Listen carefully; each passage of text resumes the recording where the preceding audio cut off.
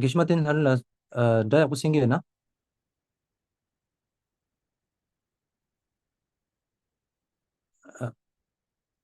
laso gishman la tujena.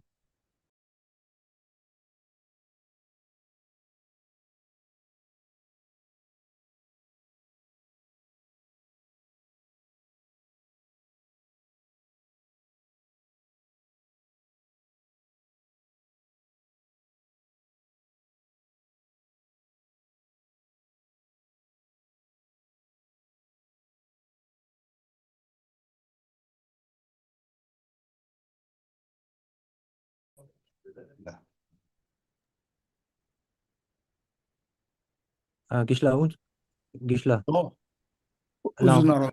laso gishla tujena. Good evening, everyone. On behalf of Tibet House, the cultural center of His Holiness the Dalai Lama, New Delhi, I extend my warmest welcome and heartfelt appreciation to everyone joining us online from different parts of the world on this sacred occasion of Chökhor Düchen. Today, we have come together to commemorate one of the four most sacred festivals in the Tibetan Buddhist tradition, marking the anniversary of Guru Shakyamuni Buddha's first turning of the wheel of Dharma at Deer Park in Sarnath. It was on this auspicious day that the Buddha first expounded the Four Noble Truths, setting in motion the path that has guided countless beings towards wisdom, compassion, and liberation. According to Buddhist tradition, Chökhor Düchen is an especially meritorious occasion when the fruits of virtuous actions are multiplied many times over. It therefore serves as a powerful reminder for all of us to strengthen our commitment to ethical conduct, cultivate compassion, and generate the altruistic aspiration to benefit all sentient beings. This evening program will feature an exclusive teaching on the three principal aspects of the path by Lama Tsongkhapa, followed by the ceremony of undertaking the Aspirational Bodhisattva vows to be led by Venerable Geshe Dorji Damdul, the director of Tibet House, the culture center of His Holiness the Dalai Lama, New Delhi. On this auspicious occasion, may we renew our commitment to Buddha's teaching, cultivate the awakened mind of Bodhicitta, and dedicate the merits of our practice to the peace and well-being of all sentient beings. With these words, it is my honor to respectfully invite Venerable Geshe Dorji Damdul to kindly commence today's teaching and prayer ceremony. Venerable Geshe Dorji Damdul, I now respectfully hand over the proceedings to you.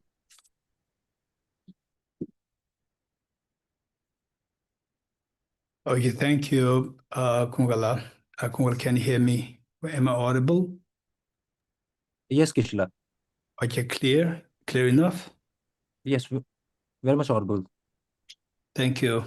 That's Kishla.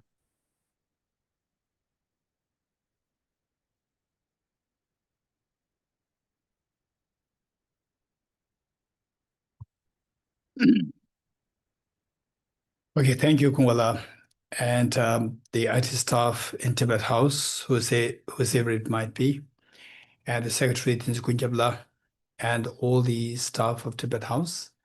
So some of you may be wondering where I might be at the moment.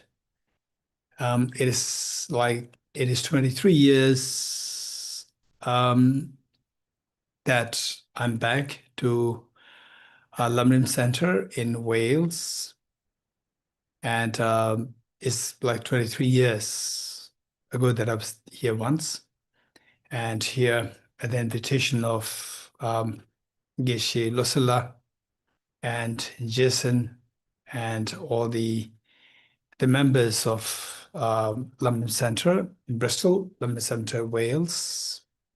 So this is where we are at the moment, and we are doing a teaching on the Four Seals. And it's a very vibrant group, and many students from the Most Venerable Geshe Thamje Rinpoche are the founding the spiritual director of the Alumni Center, and who established both the centers here in Wales as well as in Bristol. And I learned that another center was established in South Africa. So incredibly great teacher, and many students they came out of his teachings, and they are very dedicated, very inspiring to see that such the enlightened teacher, a master, the came here, started the center, and also invited His Holiness the Dalai Lama to the center. And I was quite amazed that this place is highly blessed by many visits of many great teachers, enlightened teachers. First and foremost, His Holiness the Dalai Lama and Kyabji Rizong Rinpoche, His Eminence, the former Gandhi Rinpoche, Kyabji Rizong Rinpoche, and Kyabji Song Rinpoche, and many other teachers, and then my own teacher, Venerable Geshe Rinpoche. So they paid visit here and blessed the place. And the students who have been here for all these many years, committed to the Most Venerable Geshe Rinpoche, they're very inspiring to see them, and their dedication, their growth, and their spiritual inclination is very, very inspiring. And yes, all the participants of this program, we can learn from the students of Venerable Geshe Rinpoche. And so with this mind, as Kungala introduced, today corresponds to the first the first turning of the wheel of Dharma by the Buddha Shakyamuni at the request of the two kings of the god and goddesses, Indra and Brahma. And as most of us, I can see that most of you are from the Nalanda Studies, NMC, or Nalanda Master's Course or Nalanda Diploma Course. And there may be perhaps some of you from the earlier batches, Nalanda Master's Course Batch 1, and also Nalanda Diploma Course Batch 1, 2, 3, 4, 5, and now the 6 is happening. And for your information, that we deliberately, during the tour, a teaching tour in Europe, we deliberately kept a gap of like 1 month for the people, the prospective individuals who are interested in joining the course. We kept this 1 month gap for them to join, and then whatever we have taught before, they can catch up with those teachings, which they will get the recordings of in the education portal. And so meanwhile, so this is what's happening. And then the Buddha on this day, at the request of the king god and goddess, kings of god and goddesses, Indra, who offered the conch to the Buddha, symbolic of the Buddha to blow the conch of the Dharma to the beings to wake up from the sleep of ignorance so that the fears of samsara will stop, come to an end, and their ease will expand to infinity. And also Brahma offered wheel, symbolic of for the questioning Buddha to turn the wheel of the Dharma so that the ignorance of the beings will be eradicated. See, ignorance being things object real, being in the sleep of ignorance, that they can wake up. So this is all about it. So with this in mind, we also keep in mind that that the Buddha very clearly indicated that the occasions when important events of the Tathagata happen, if we engage in virtues, the virtues will be multiplied numerous times. So some say millions, billions, and so forth. But if it's the case, of course, to what extent it's multiplied it depends on your motivation and how that is imbued or how that is directed by the wisdom, more profound wisdom, the wisdom realizing impermanence versus wisdom realizing the emptiness of transubstantial reality versus the wisdom realizing the emptiness of externality versus wisdom realizing the emptiness of the emptiness of the true existence while not rejecting intrinsic reality, and finally the wisdom realizing the emptiness of intrinsic reality. So depending on which level of wisdom you have understood and realized, to that extent your merit, the virtues will be multiplied. Likewise, the driving force of this wisdom, the Bodhicitta, to what extent is your level of the maturation of the Bodhicitta, that also decides to what extent your virtues will be multiplied. And given that today is a very extremely sacred day, I will make sure to make the most of the time together. And our life is very short. Our life is very short. I remember, as I said earlier, here I was in the same place 23 years ago, and then it's just you go to bed and wake up, and it's already 23 years past. And so many things happened in between, but you don't feel that time really passed, but actually 23 years gone. So what I'm saying is that time is so short for all of us, for you, for me, all of us, and time flies. So why not we make the most of our being alive, and to be of, if possible, try to render service and benefit and help, be kind, the practice of compassion for others, and if not, at least see how to refrain from harming others. This is very important, and it should begin from home. The charity begins at home, as the saying goes. It's so important for us to make sure that at home, for example, like with your parents, with the children, with the husband, with the wife, and so forth, with the colleagues. And of course, we need to take care of the, say, some they are very complicated people there. We need to see how to keep a little distance so that your mind is not disturbed. And this is very important. And then meanwhile, the otherwise see how much you can render benefit and service to others. Okay, so with this mind, today we're going to take the Aspirational Bodhicitta vow. This is extremely, extremely precious, and particularly people who studied about Bodhicitta who gets a very comprehensive picture, panoramic view of the Buddha's teachings, and including Tantra, Vajrayana, and so forth, then those people who are very serious people, who are wise people, who are mature people, they'll come to realize that finally your Bodhicitta, practice of Bodhicitta and the practice of Western mindfulness, these two count. And then in the absence of these two, no matter how much sophisticated practice you talk about, the dream yoga and so forth, they don't make any sense if you are deprived of these two practices, practice of bodhicitta and the practice of wisdom and emptiness. And the wise people realize that even these two practices, there's so much to do, and even to invoke the experiences takes a lot of time.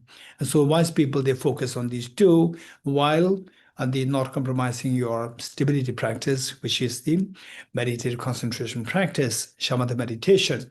And of course, with respect to Vajrayana, there are many people who already received empowerments, commitments, so forth. And I'm not going to discourage you to stop all these things. This is not what I'm saying. But if you have already received the empowerments and so forth, then of course you are to stick to your commitments, to whatever sadhana you have to do. But meanwhile, the real growth happens in the absence of bodhicitta and the wisdom emptiness. No matter what you do, your growth in the Vajrayana practice will be so limited. And whereas someone who focuses on the bodhicitta and the wisdom of emptiness. So, and meanwhile, if you've already received the empowerments in the Vajrayana system, so these, you make sure that you don't, the commitments are maintained, observed so well. And so meanwhile, the focus should be on the enriching, making your bodhicitta wisdom emptiness very alive and strong, and then see how difficult it is. Once you see that these two are really, really difficult, and when you see others focus on bodhicitta wisdom emptiness, you will feel it truly from the core of your heart, you rejoice. And whereas those, when you see people who are just infatuated, fantasizing with the Vajrayana and so forth, dream yoga and so forth, and you'll feel that, okay, now so those people who are matured will see that this is just, they're just wasting their time.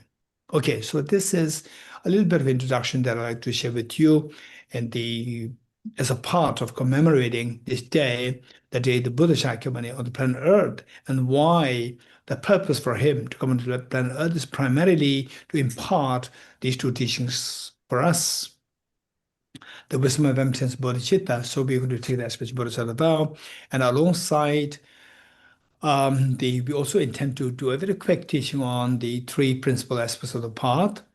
So with this mind, first let us do this, a part of the Aspirational Bodhisattva vow practice. For that, I request the Tibet House Pram Coordinator, Kungala, and Ngochandela, and the Pemba to do the screen sharing for all of us.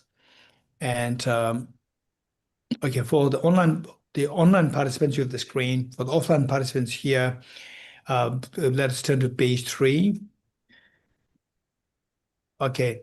Pemba go to the end. Yes. Okay. So we're on page 3 for the offline participants. And online participants, so you have the screen sharing. So setting a proper motivation, which consists of 3 parts.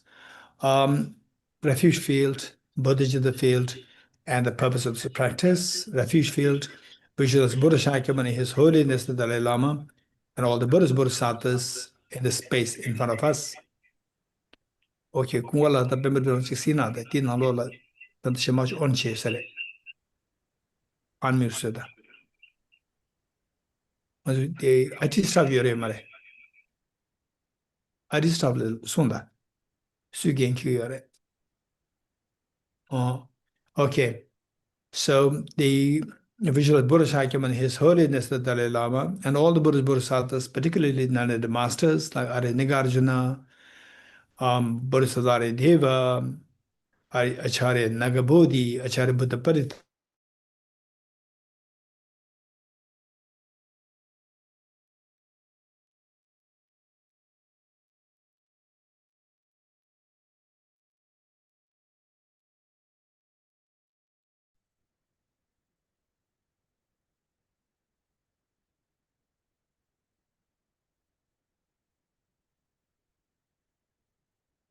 Recording in progress.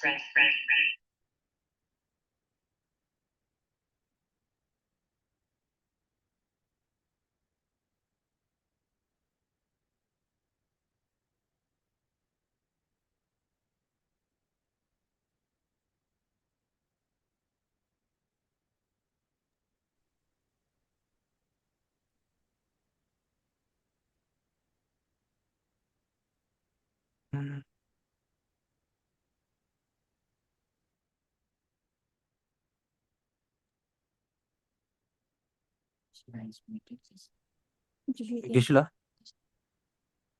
Gishla, unmute now. No. Unmuting azu sheba che tur tumare. Nye che uirwe, jimiji. Allow Gishla. Las tisha. No. Tisha. Odisa. Lasa. Odirita. This is nada. Mishbe di tanda di unmute chebe ina, wa. Lamsa karona. Lasu Gishla. Equality do. Lasu Gishla. Okay, so they visualize all the great masters of the Theravada tradition, Chinese tradition, Tibetan Buddhism, within Tibetan Buddhism, from the Nyingma tradition, Sakya tradition, Kagyu tradition, Gelu tradition, and the Shalu tradition, Podong tradition, likewise Chonang tradition.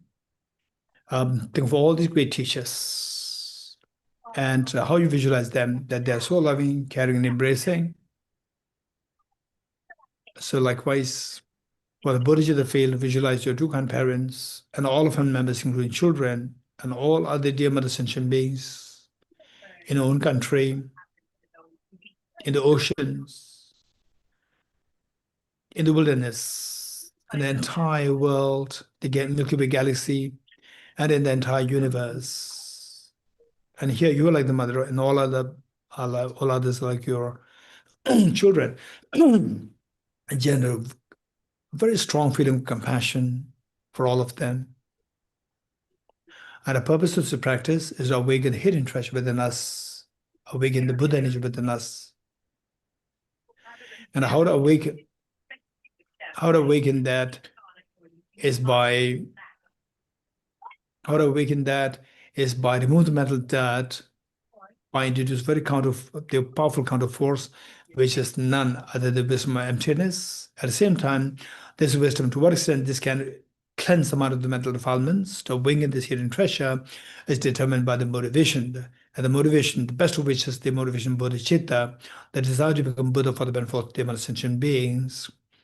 And this motivation, how pure that is going to be like, is determined by the sense of renunciation, to what degree of the purity of the renunciation that you feel. So these three altogether is referred to as the three principal aspects of the path.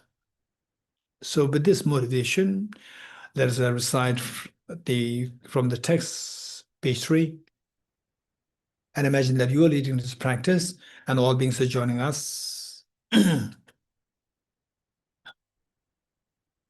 And just with great compassion, you taught the Immaculate Dharma to dispel all erroneous views. To you, the Buddha Gautama, I bear homage. And teach with great compassion, you taught the Immaculate Dharma to dispel all erroneous views. To you, the Buddha Gautama, I bear homage. And teach with great compassion, you taught the Immaculate Dharma to dispel all erroneous views. To you, the Buddha Gautama, I bear homage. Sanye choda soge chonam la chanchu bardo dani gyalsu che Age jinso gebe sonam ge chola penjir sanye drupara isho Sanye choda soge chonam la chanchu bardo dani gyalsu che Dāgē jīnsō kēpē sōnām gē chōlā pēnjirē sāngyē chūparē shō sāngyē chōdā sōgē chōnām lā chāngchū pārdō dāni gyāpsō chē Dāgē jīnsō kēpē sōnām gē chōlā pēnjirē sāngyē chūparē shō I go for refuge and am enlightened to the Buddha, the Dharma, and the Sangha. By my accumulations of the practice of giving and so forth, may I become a Buddha to benefit all sentient beings. I go for refuge and am enlightened to the Buddha, the Dharma, and the Sangha. By my accumulations of the practice of giving and so forth, may I become a Buddha to benefit all sentient beings. I go for refuge and am enlightened to the Buddha, the Dharma, and the Sangha. By my accumulations of the practice of giving and so forth, may I become a Buddha to benefit all sentient beings. Independent origination, there is no ceasing, no rising, no annihilation, no permanence, no coming, no separateness and no sameness. I prostrate to the consummate Buddha, the supreme among all teachers, the one who taught this peace which is free of elaborations. I prostrate to the mothers of the hearers, the host of Bodhisattvas and the Buddhas, the Lord of all which leads the hearers seeking pacification to complete peace, the Lord of the paths which causes the Bodhisattvas with altruism to benefit migrators achieve the aims of the world, and omniscience, the thorough possession of which helps the Buddhas expound a variety of teachings, endowed with complete aspects of subjects, the one who has transformed into the reliable guide, motivated by altruism to benefit sentient beings, the teacher, Sugata, and protector, to you my prostrations, the one who has eliminated the web of conceptualizations and is endowed with the divine bodies of the vast and the profound, who eternally shines forth the forever noble light rays. To you, the Buddha, I make prostrations. Inspired by wisdom and compassion, today in the Buddha's presence, I generate the mind of full awakening for the benefit of all sentient beings. Essence of Dependent Origin Mantra. Om ye dharma hetu prabhavam hetum te sham dathagato hyavatat Tesham chayo nirodha evam vati mahashramanaye swaha Om ye dharma hetu prabhavam hetum tesham dathagato hyavatat Tesham chayo nirodha evam vati mahashramanaye swaha Om ye dharma hetu prabhavam hetum tesham dathagato hyavatat Tesham chayo nirodha evam vati mahashramanaye swaha All phenomena arise from causes. The causes are taught by the Tathagata. Whatever is the cessation of these causes is taught thus by the great seer. Profound, peaceful, elaboration-free, clear light, and non-composite. Such is the nectar dharma I've discovered. Finding no one to fathom this teaching, in silence I'll retire into the woods.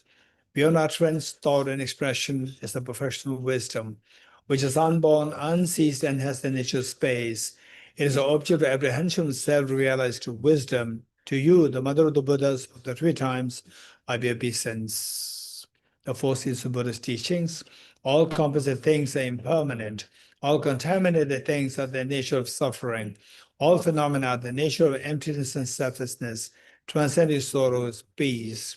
The Guru is the Buddha, the Guru is the Dharma. Likewise, the Guru is the Sangha. The Guru is the source of everything wholesome. I go for refuge in the Guru. By the sound of the vibrant drum of Dharma, you liberate all beings of miseries. I beseech you to kindly remain and give teachings until the end of the expanse of billions of eons. The Buddha does not wash the negativities of beings, nor does he remove their miseries with his hands. His spiritual realizations are not transferred to them. It is by teaching the truth of suchness that the beings are liberated. Instructions on parting from the four attachments. If you're attached to this life, you're not a spiritual practitioner. If you're attached to samsara, you have no renunciation. If you're attached to own self-interest, you have no bodhicitta. If there is grasping, you do not have the view. With folded hands, I beseech the Buddhas of all directions to shine the light of Dharma for all bewildered miseries gloom. Having generated the mind of supreme enlightenment, I invite all sentient beings as my guests. I will engage in the appealing deeds of excellence of enlightenment.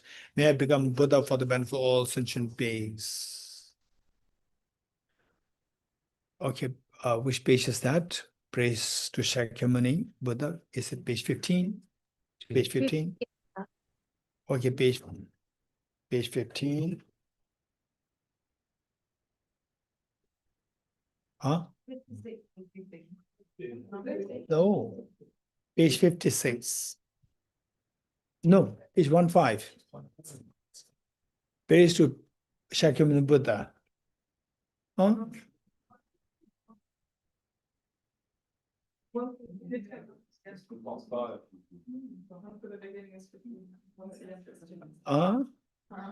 Okay. There's a little confusion amongst the offline participants. Okay, page 15. Okay, don't confuse. Okay, page 15. Praise to Shakyamuni Buddha. To the founder, the endowed transcendent destroyer, the Tathagata, four-destroyer, the completely perfected, fully awakened being, perfect in knowledge and good conduct, Sugata, knower of the world, supreme God of human beings to be tamed, teacher of gods and human beings, to you, the completely and fully awakened one, endowed transcendent destroyer, the gold cross subdued from the Shaker clan, have restrained your offerings and go for refuge. When, O supreme amongst humans, you're born on this earth, your parents have 7 strides, then said, I'm supreme in this world. To you who are wise, then I prostrate. With pure bodies, form supremely pure, wisdom ocean like a golden mountain, fame that blazes in the 3 worlds, win of the best, Lord, to you are prostrate. With a supreme science, face like a spotless moon, color like gold, to you are prostrate.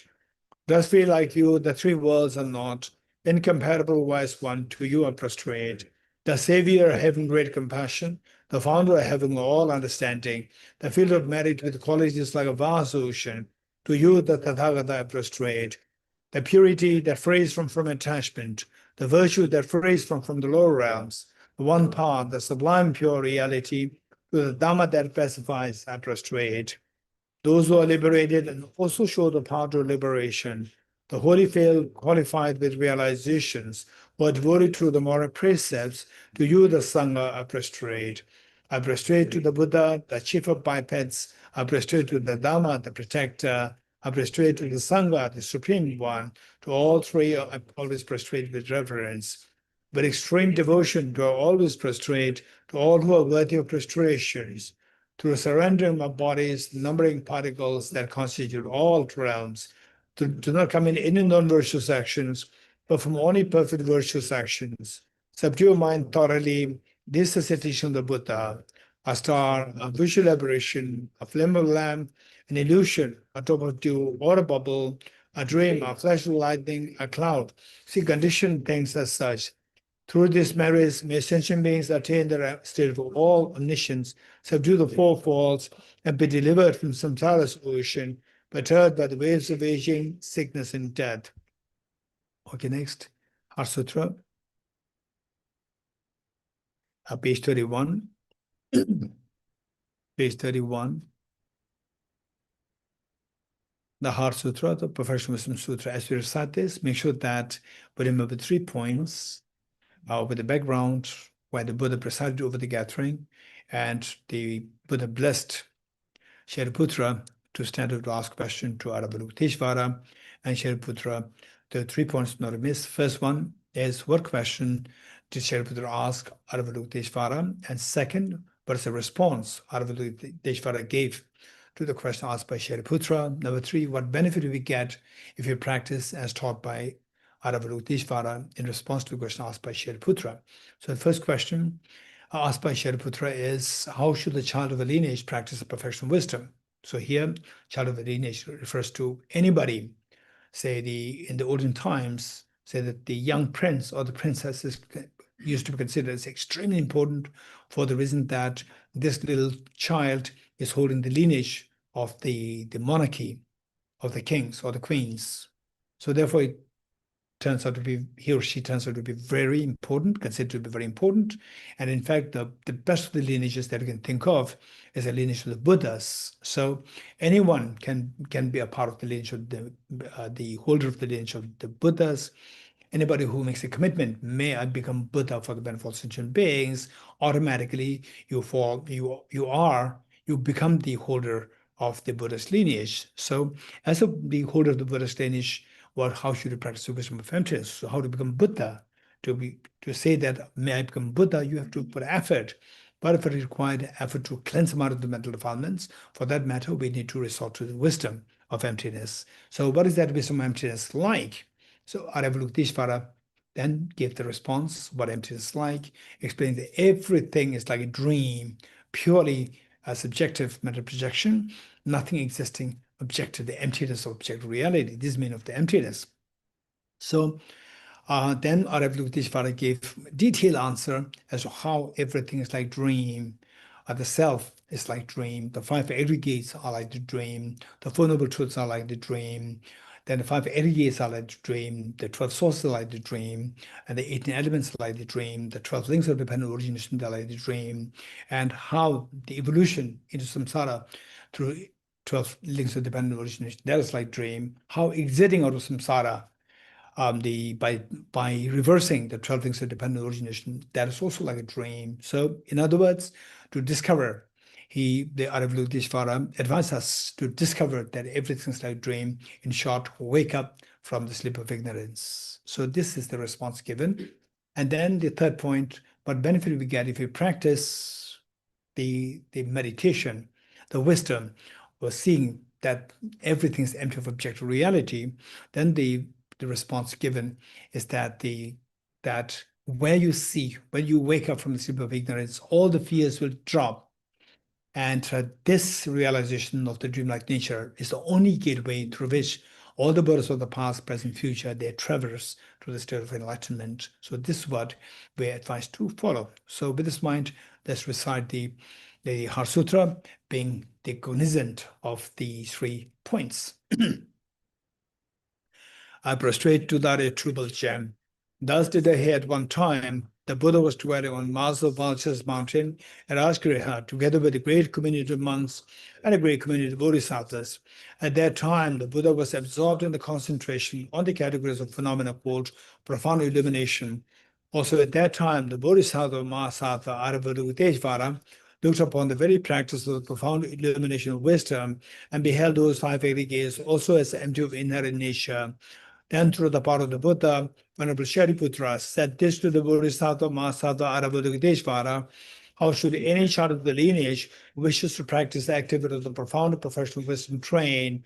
He said that, and the Bodhisattva Mahasatva Aravarukateshvara said this to the Venerable Shariputra. Shariputra, any son of the lineage or daughter of the lineage who wishes to practice the activity of profound professional wisdom should look upon it like this, correctly and repeatedly, beholding those five aggregates also as empty of inherent nature. Form is empty, emptiness is form. Form is not, emptiness is not other than form. Form is also not other than emptiness. In the same way, failing, discrimination, composition factors, and consciousness empty. Shariputra, likewise, all phenomena are empty, without characteristic, unproduced, unceased, stainless, not without stain, not deficient, not fulfilled. Shariputra, therefore, in emptiness there is no form, no feeling, no discrimination, no consciousness, no eye, no ear, no nose, no tongue, no body, no mind, no visual form, no sound, no smell, no taste, no object of touch, and no phenomenon. There's no I element, and so on, up to and including no mind element and no mental consciousness element. There's no ignorance, no extinction of ignorance, and so on, up to and including no aging and death, and no extinction of aging and death. Similarly, there's no suffering, origination, cessation on the path. There's no exalted wisdom, no attainment, also no non-attainment. Shariputra, therefore, because there is no attainment, bodhisattvas rely on and dwell in the professional wisdom, the mind without obscuration, and thus without fear. Having completely passed beyond error, there is the end point of nirvana. All the Buddhas who dwell in the three times also manifested completely awakened, unsurpassable, perfect, complete enlightenment, and reliance on the professional wisdom. Therefore, the mantra of the professional wisdom, the mantra of great knowledge, unsurpassed mantra, a mantra equal to the unequaled, mantra that thoroughly pacifies all suffering, should be known as truth, since it is not false. The mantra of the professional wisdom is declared, Tyata Om Gade Gade Para Samgade Buddhi Soha. Shariputra, the Bodhisattva Mahasattva, should train in the profound professional wisdom like that. And commanded the Bodhisattva Mahasattva Aravarukateshvara, saying, well said, son of the lineage. It is like that, it is like that. One should practice the profound professional wisdom, just as you've indicated, even that the Tathagatas rejoice, the Buddha having thus spoken, the Venerable Shariputra, the Bodhisattva Mahasattva Aravarukateshvara, those surrounding the entirety, along with the world of gods, humans, asuras, and gandharvas, were overjoyed and highly praised, that's spoken by the Buddha. This completes the Arya Bhagavad, the present Paramita Hridaya Sutra. Tyata Om Gate Gate Paragate Parasamgate Bodhisvatyatha Om Gate Gate Paragate Parasamgate Bodhisvatyatha Om Gate Gate Paragate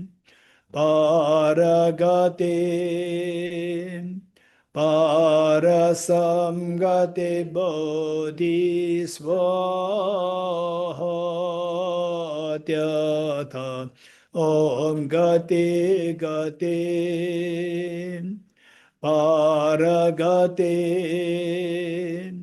Parasamgate Bodhisvatyatha Om Gate Gate Paragate Parasamgate Bodhisvaha.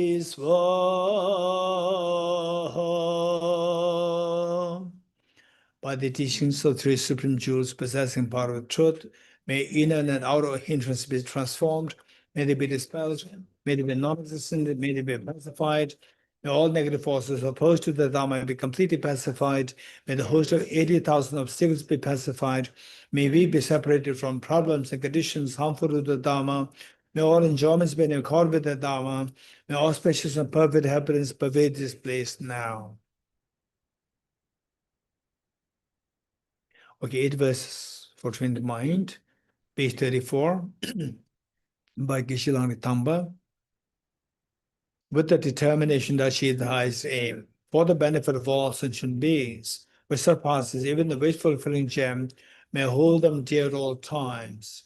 Whenever I interact with someone, may I view myself as the lowest amongst all, and from the very depths of my heart, respectfully hold others as superior.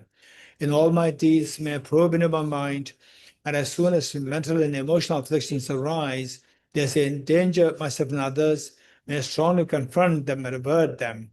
When I see beings of unpleasant character and those oppressed by strong negativity and suffering, may I hold them dear, for they are rare to find, as if I've discovered a jewel treasure. When others, out of jealousy, treat me wrongly with abuse, slander, and scorn, may I take upon myself the defeat and offer to others the victory. When someone whom I've held or in whom I've placed great hopes may say in extreme hurtful ways, may I regard him still as my precious teacher. In brief, may I offer benefit and joy to all my mothers, both directly and indirectly. May I quietly take upon myself all hurts and pains of my mothers. May all these remain undefiled, are exchanged for aid, maintain concerns, and may I recognize in all things as illusions, devoid of clinging, be released from bondage. Okay, the 8 verses of mind training.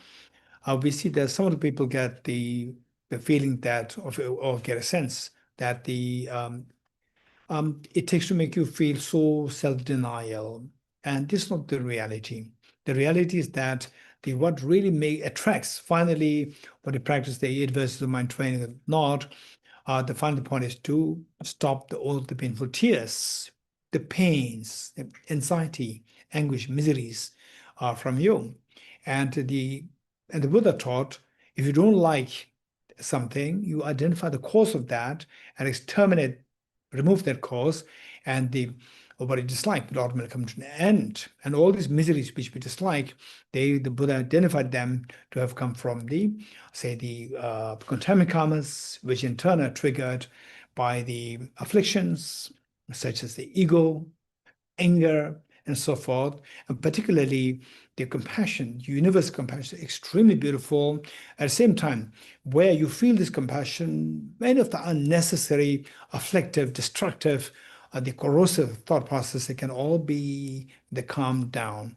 On the contrary, what we do is we just encourage these destructive thoughts, and then it pushes away the compassion. Compassion is the mental factor, is a mental state which embraces others, whereas the ego, then the anger and so forth, they push others away from us. So thereby the undermining the power and the seed of the compassion that you already possess. So the author, Geshe Tamba, he identifies what are the triggers which can potentially trigger these destructive emotions like ego, anger, and so forth, and identifying these thought processes, and then teach us how to mitigate the power of the anger, ego, and so forth. And naturally, your mind will feel at peace. When the anger and the ego, they are removed, it leaves space for your compassion to grow. So this is the whole practice, and this extremely wise practice where you remove all these discordant factors which otherwise would hamper your growth of your compassion. When that happens, it leaves room for your compassion to grow, and you feel your heart expands, and small things cannot really disturb your mind at all. So this is the key. So with this mind, and then to aid to what Geshe Langpa taught. So the verse from Lama Tsongkhapa's the Lamrim prayer, we added this here to reinforce your commitment, where with the practice of the 8 verses for mind training, you stop all the destructive emotions, and which means stop the reactivity of the reactivity created by the destructive emotions, and then increase the proactivity of compassion.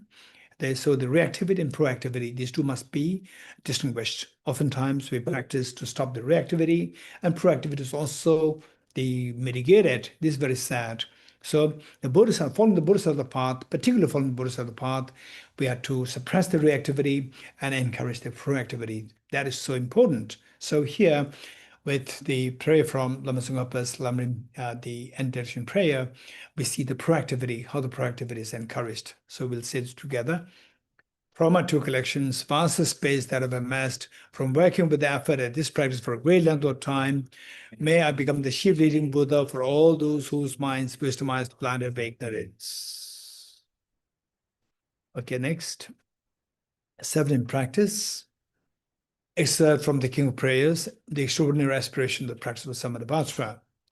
I bow down to you for, okay, page 39 for the offline participants, page 39.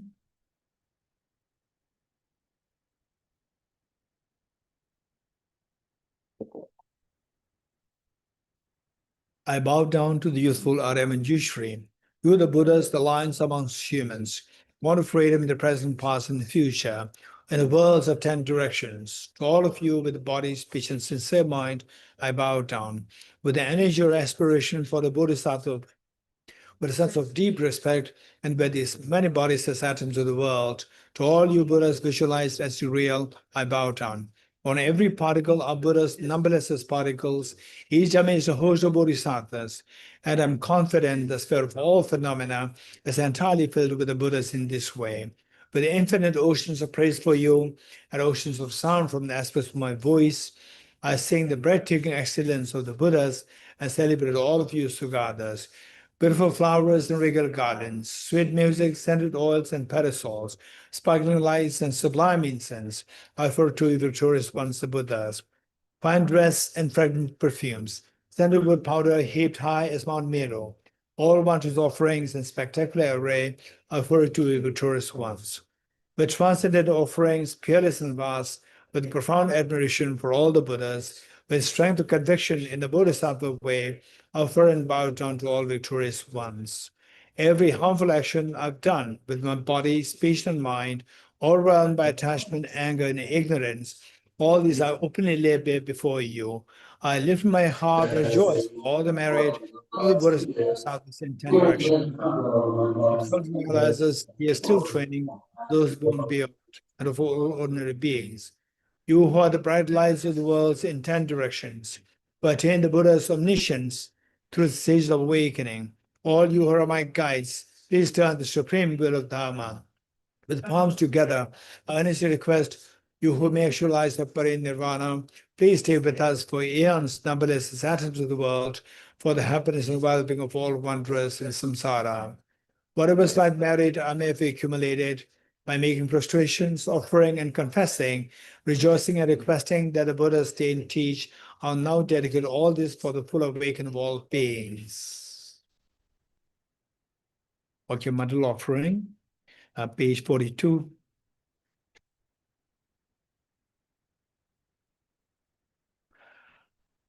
This ground, anointed with perfume, strewn with flowers, adorned with Mount Meru, the 4 continents, the sun, and the moon. I imagine this as a Buddha filled and offer it. May all sentient beings enjoy this pure land. O Sajib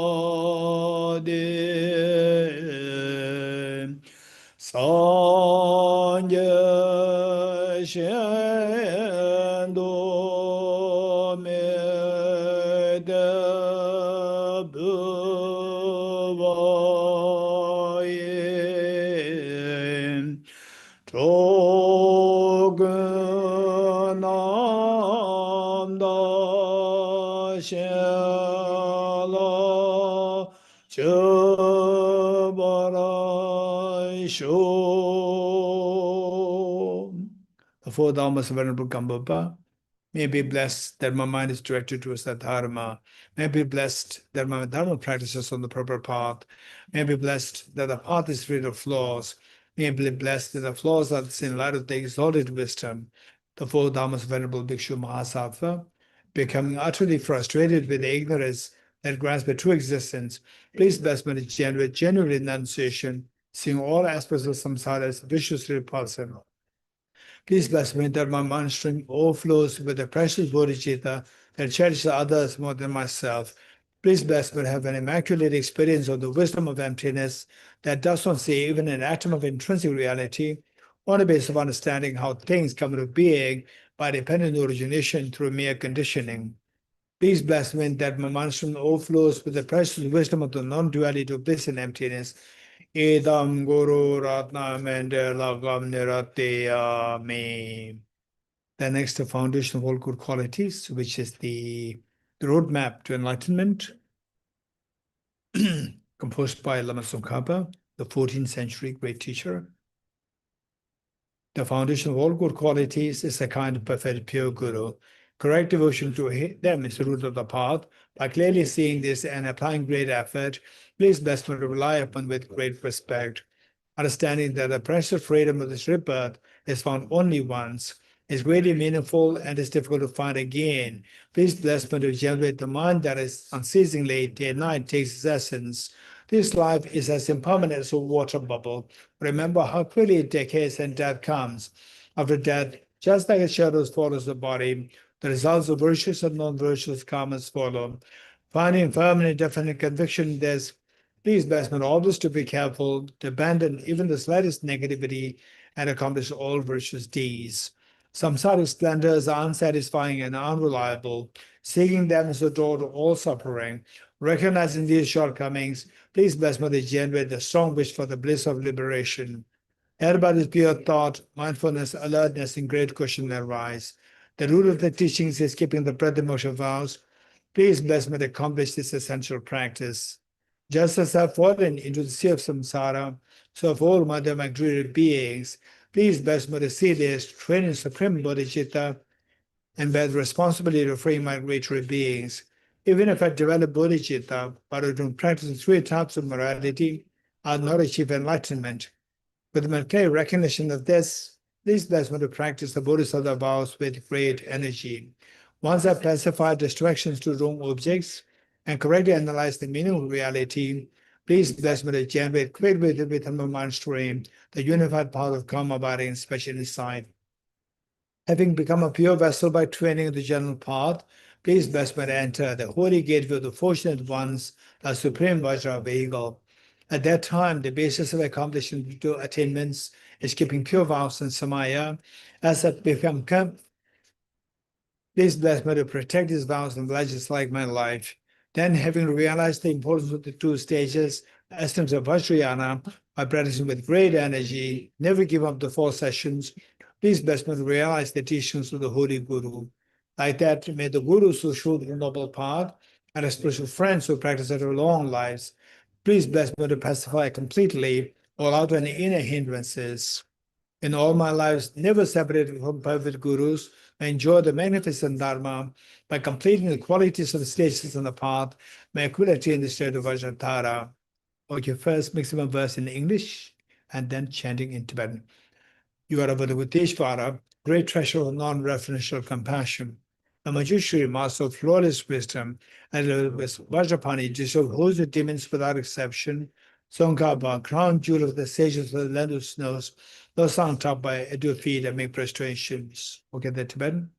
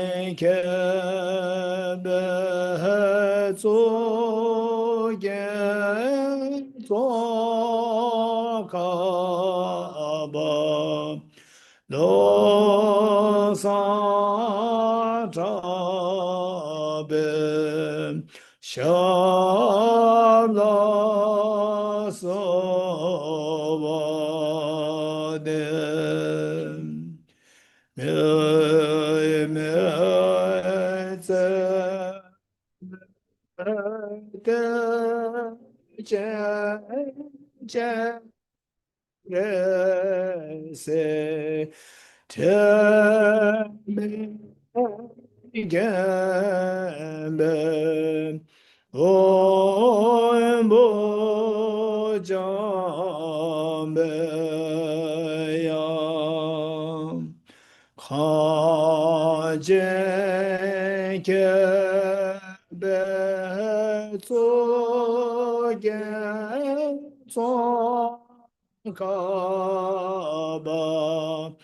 no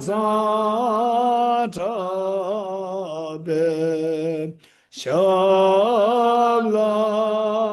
Sovade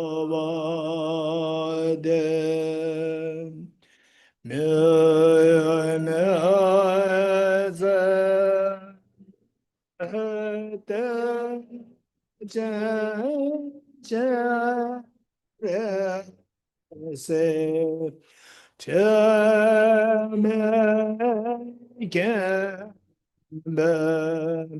Ombo Jambe Yam Kajen Kebe Soyen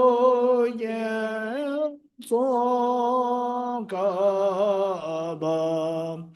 Lo San Tabe Shabla Sovade.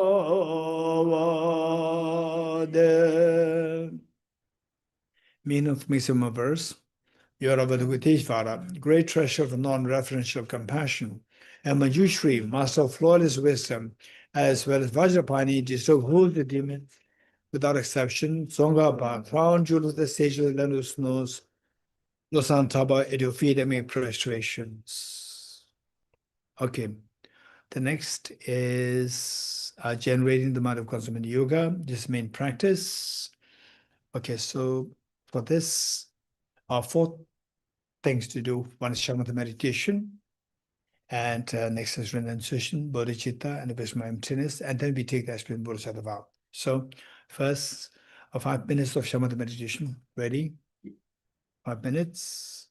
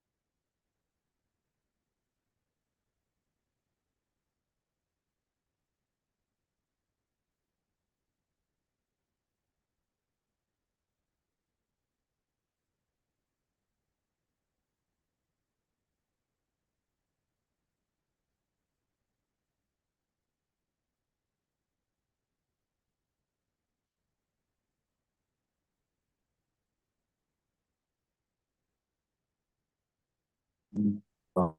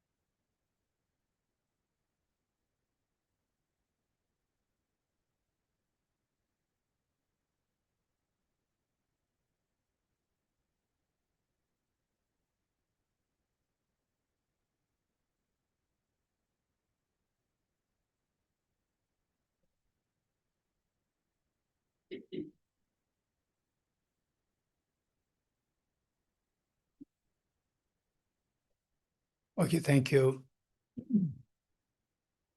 Next is renunciation. So the first part is the single point of meditation or shamatha meditation, and the remaining part, renunciation, bodhicitta, wisdom, emptiness, these two constitute the analytical meditation to increase the proactivity of the mind. What we did now is to suppress or is to mitigate the reactivity of the mind, to discourage or mitigate the reactivity, and the analytical meditation, that is to increase the proactivity of the mind. So for that matter, first the renunciation, and these are all going to be guided meditation where instructions will be given. And for the time being, while we're doing this meditation, just make sure that you don't try to correlate what the instruction given with all what you've heard before, what you've learned before, what you have read before. And if you really want to tally or want to correlate, you can do that later on. At the moment, the focus should be on invoking the experiences to the best you can. Okay, ready? Renunciation. Renunciation is to renounce the miseries. It is not to renounce the happiness, it's to renounce the miseries. To renounce miseries, Buddha taught that we need to be wise enough to renounce the causes of the miseries. Ye dharma hetu prabhava, hetum tesham tathagato hevatat. All these phenomena arise from causes, and the causes taught by the Tathagata. What Albanese has said, this whole universe is operating based on the physical law of cause and effect.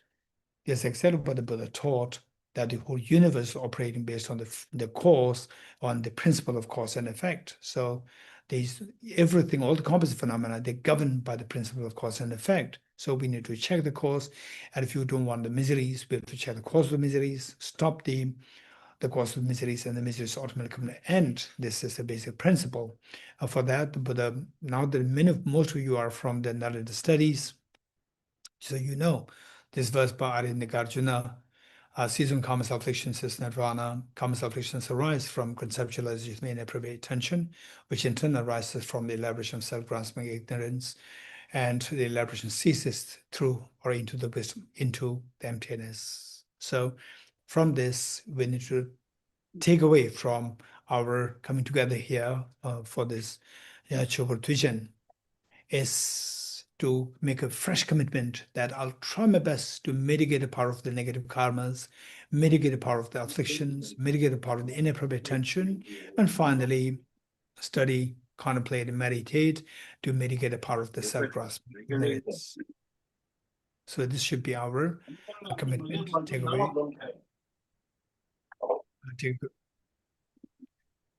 Take away from this. Okay. Take away from this the meeting. So with this mind, so what are the causes of the miseries Buddha identified? Finally, it's the ignorance. While contaminant comments are there, afflictions, gross afflictions are there, inappropriate attention is also there, and finally is the ignorance. And the ignorance, again, the Buddha classified on the various levels, particularly identified 4 kinds of ignorance, and to exterminate the 4 levels of ignorance. First, ignorance which misconceives the impermanent phenomena as permanent, ignorance which misconceives the miseries as happiness, and ignorance which misconceives impure things as pure things, and finally, ignorance which misconceives what is empty of intrinsic reality, what is empty of objective reality, as of objective, intrinsic, and solidified reality. So to counteract these 4 kinds of ignorance, Buddha taught the 4 seals, particularly the first 3 seals, and the last one, the 4th seal, is the result of the state of the practice of eliminating the 4 kinds of ignorance. The first seal, all composite things impermanent. What is a composition, a composite phenomena, composition of the material parts and temporal parts should necessarily be impermanent in nature. And impermanence is of 2 kinds, gross and subtle. Gross referring to the impermanent phenomena whose continuum terminates. So particularly the impermanence of the things which you cherish so much in your life, and we see that at a certain period of time, they stop. For example, our youth stopped. Likewise, our beautiful days with the parents when we were a small child, all the beautiful days stopped. And we go for sightseeing, the fortresses, old palaces, the fortresses, and even the big, majestic things such as the pyramids and so forth. These are nothing. These are about the teacher of the impermanence, to teach us that impermanence. Once upon a time, they were just very powerful pharaohs, kings, and so forth, who once possessed the palaces and fortresses and so forth. Now where are they? They're all gone. And today, after 3,000 years, 4,000 years, and so forth, today the archaeologists, they just see whose body is this. In the olden time, olden people like us, we did not even have the opportunity to go close by. That was seen as so sanctified and so holy, but now it's all gone, it's impermanent. So it's for this reason that just Milarepa, the great teacher, and who really embodied the understand realization of impermanence, returning from his teacher's place to his native place, where in his own house, where the mother's body was lying, mother's body, the skeleton of the mother lying there, where nobody dared to attend to, fearing just Milarepa, his previous incarnation as a black magician, fearing him. Nobody dared to get into this house. And just going there, he saw the dead body of the mother, the skeleton, remains of the mother's body.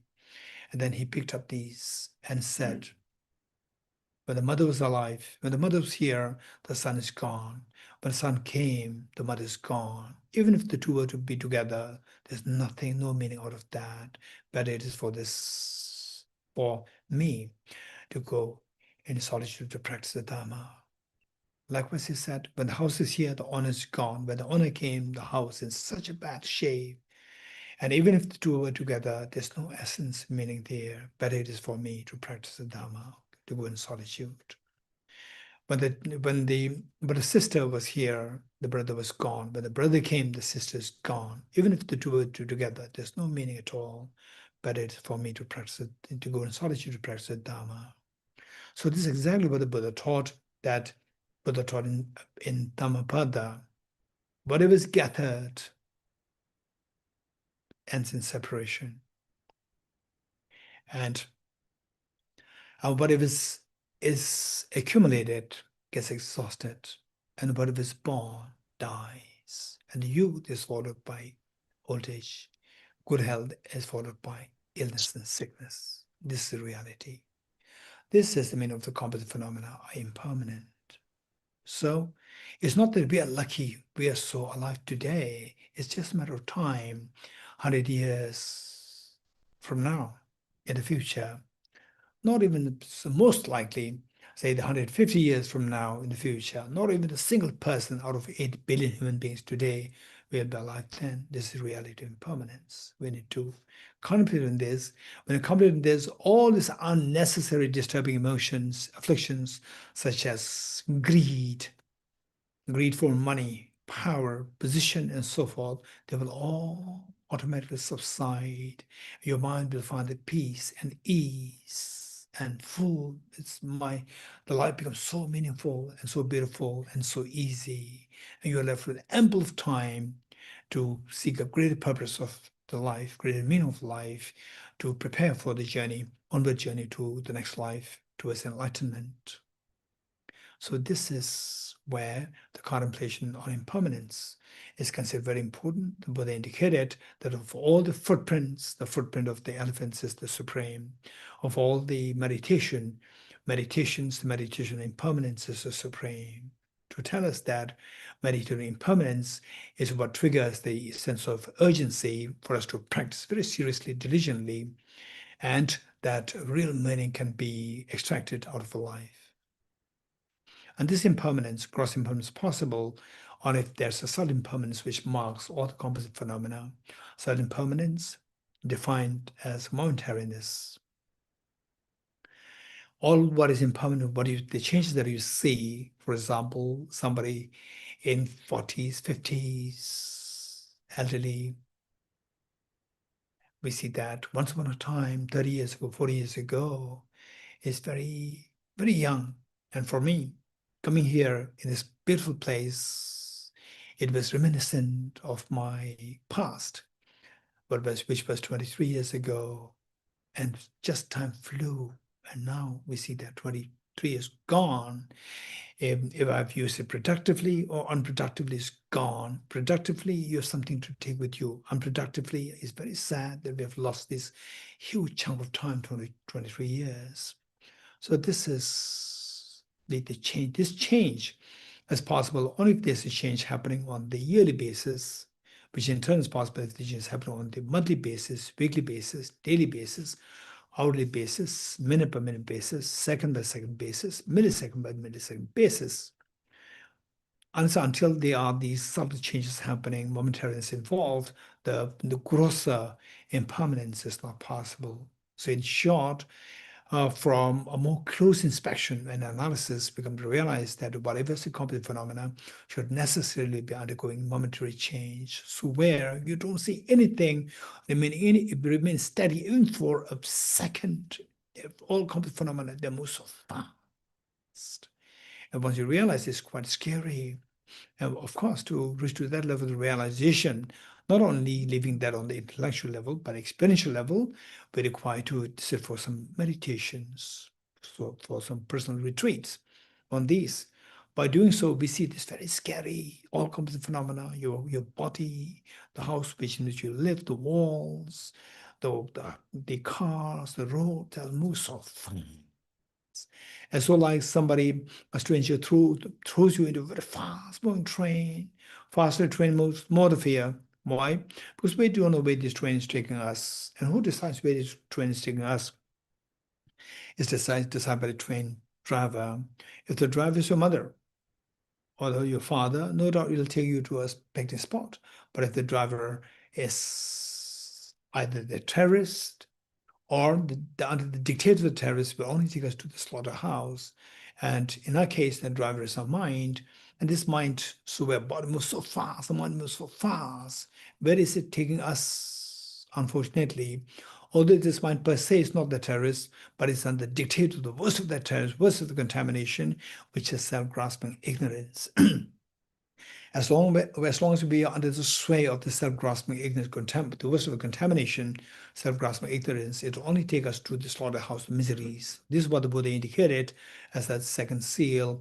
All composite things, they all contaminated things are suffering nature. And of course, the suffering is of three kinds: suffering change, and pervasive condition suffering. For ordinary people like us, we are so scared of the first suffering, we are not even aware the second suffering, the mundane happiness, is a form of suffering. We are not aware of this, and let alone the pervasive condition suffering.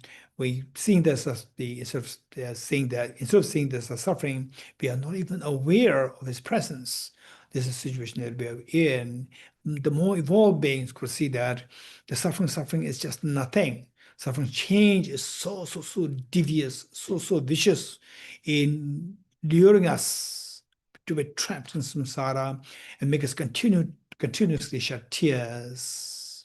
Whereas the most evolved beings, they'll come to realize that the suffering change is just nothing. Suffering, pervasive condition suffering is there, which is like the mastermind for all the other sufferings. It's for this reason that when the Buddha taught the Four Noble Truths on this day, that it would return the first will of the Dharma, the Four Noble Truths, when the Buddha taught the truths of sufferings to be identified, Acharya after about like 2000, after like the 2000 years, Acharya in the 7th century AD, he then concluded or he explained the Buddhist teachings, but what the Buddha meant when the Buddha said, "This is the truth of the truth of suffering to be identified." He said that when the Buddha taught the truth of suffering to be identified, Buddha meant the third one.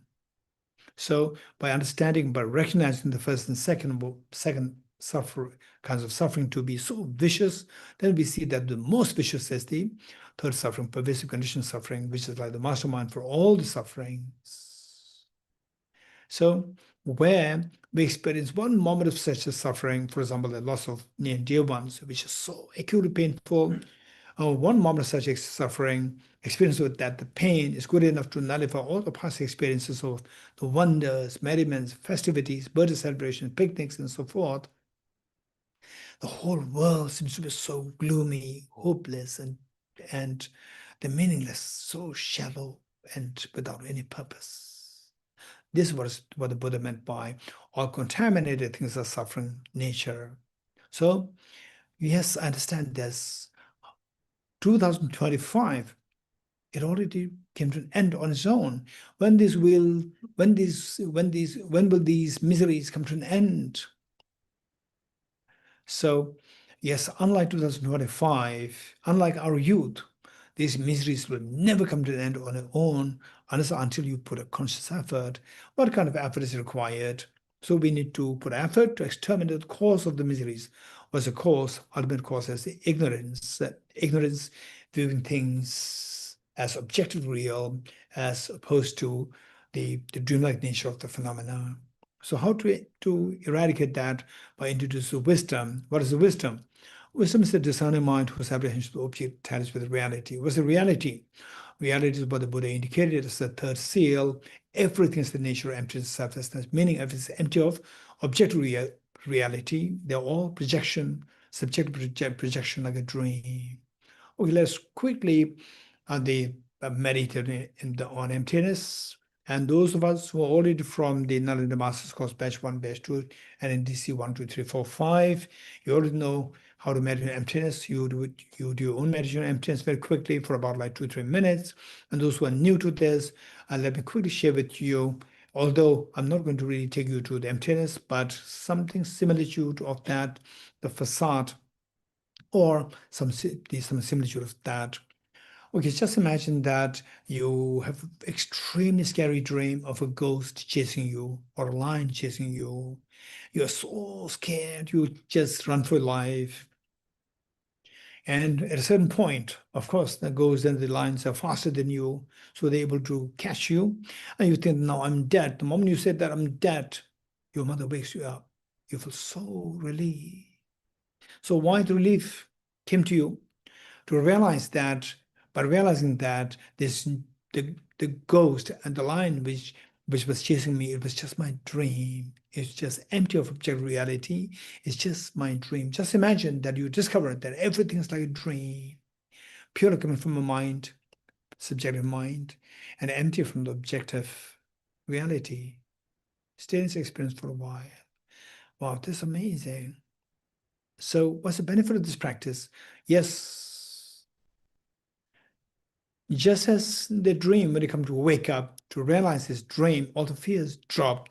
Likewise, if you wake up from the sleep of ignorance, of samsara, all the pains of samsara will drop. Sickness, aging, tension, death, depression, anxiety, anguish. When you subject them to the ultimate analysis, to see them that they're all purely projection of my mind, all the fears drop. Generate very strong aspiration. May I forever remain in this experience of emptiness, where all my miseries and sorrows dissolve, where the profound peace dawns within me. So this aspiration is the ultimate meaning of renunciation. Slowly come out of this practice to move to the Bodhicitta practice.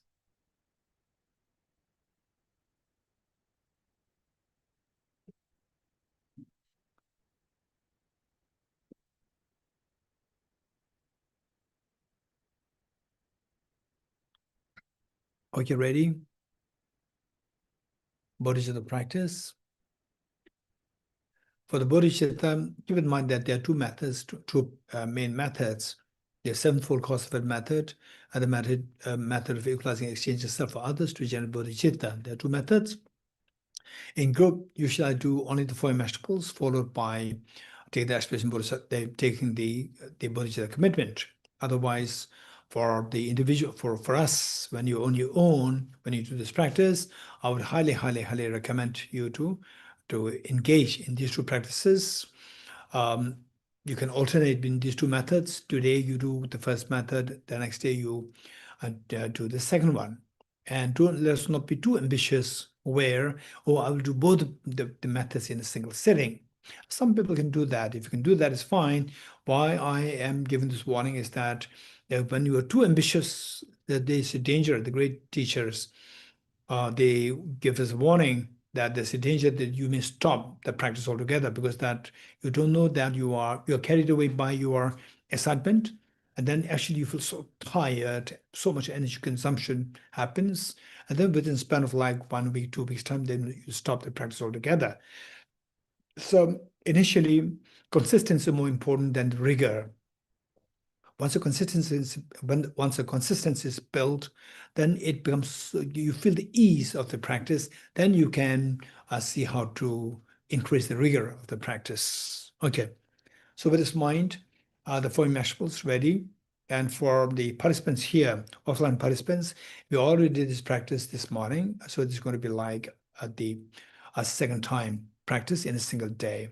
So online participants, this is what we're doing together as they collectively or in group. We're doing it freshly. We're ready. Okay, so another one that I like to give is some people they say that this practice for immeasurables seems so superficial, and it doesn't really resonate with the natural thinking, where it says that I take the responsibility of all others on my shoulder and so forth. It doesn't really resonate. It doesn't matter. So if it happens so naturally, it resonates so well, then no need of the practice. The practice doesn't make any sense. So we are doing practice, we are being trained, we are under the process of training. So therefore, like playing practicing the music, practicing the keyboard, you press the keys, no music comes out, although you mimic your teacher, but no music, only noise comes out. But you keep doing it, and then the noise gradually will change into beautiful music. This is because of the constant practice. So what you're doing is a practice, but not expecting that the profound experiences of universal compassion, Buddhism, and so forth should spontaneously generate at this moment. We are not expecting that. Okay, with this mind, first, the immeasurable loving kindness. So try best to invoke the experiences as much as possible. Immeasurable loving kindness. How good would it be that all my dear mother sentient beings are endowed with happiness and the causes of happiness? May all my dear mother sentient beings be endowed with happiness and the causes of happiness. The Buddhas and Bodhisattvas, I will take the responsibility that all my dear mother sentient beings are endowed with happiness and the causes of happiness. Cause of happiness primarily consisting of the most beautiful, beautiful mind of Bodhicitta, wishing to become Buddha for the benefit of all dear mother sentient beings, and the most fearless mind of the wisdom of emptiness, to see nothing exists objectively, all I like dream, all the fears stop. The Buddhist Bodhisattvas, witnessing the living, is such a courageous commitment. You're intensely happy, like the mother after all these many years of raising her children. Today, the eldest daughter, you as the eldest daughter, just aged 12, you as the eldest son, just aged 11. Two of them come to the mother, tell the mother, Mom, please take us. You have done everything for us, and we are now grown up. We'll take care of all the siblings. And the mother could not believe her eyes and ears. It makes the mother so happy, so proud of you. This is exactly what happens to all Buddhist Bodhisattvas. They feel so proud and happy to witness that you are making such a great commitment to take the responsibility of all the beings on his shoulder. This pride and happiness of the Buddhist Bodhisattvas invoke their compassionate minds to send forth nectars of very soothing light towards you and all dear sentient beings. The mere touch of light nectars with the bodies beings are yours, instills in all happiness and the cause of happiness in the minds of sentient beings and yourself. And you witnessing such a miracle is happening to all the demon sentient beings. When tense happy, take 3 deep breaths, sigh with relief.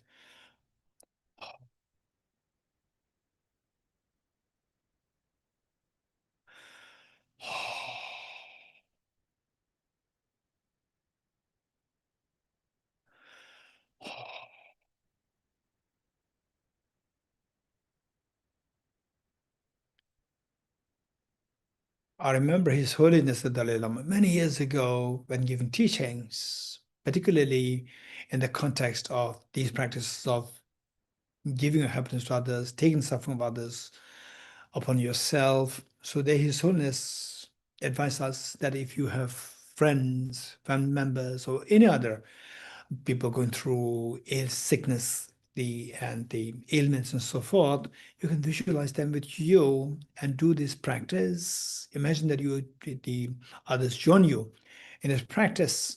So this is the best, what we call as a puja, prayer for the friends, or for your family members, or for the people for whom you are doing the prayers. So this is the best way of doing the prayers for them, or doing the puja for them, for the recovery. So this we can do. You can include this. You can do think of that as well. Next, immeasurable compassion. How good would it be that all my dear mother sentient beings are freed from suffering and the causes of suffering. Cause of suffering primarily consists of self-grasping ignorance and self-centered attitude, manifesting in the form of ego, manifesting in the form of anger, frustration, and so forth. May all my dear mother sentient beings be freed from suffering and the causes of suffering. I'll take the responsibility that all my dear mother sentient beings are freed from suffering and the causes of suffering. The Buddhist Bodhisattvas witnessing that we're making such a courageous commitment, the intense happiness and proud of you. This pride and happiness invoke their compassionate minds to send forth nectars for soothing lights towards you and all the sentient beings. The mere touch of lesser nectars with the bodies means yours, washes away all the miseries and cause miseries from the demon sentient beings in yourself. And you witnessing such a miracle is happening to all the demon sentient beings. You're intensely happy. Take 3 deep breaths, sigh with relief.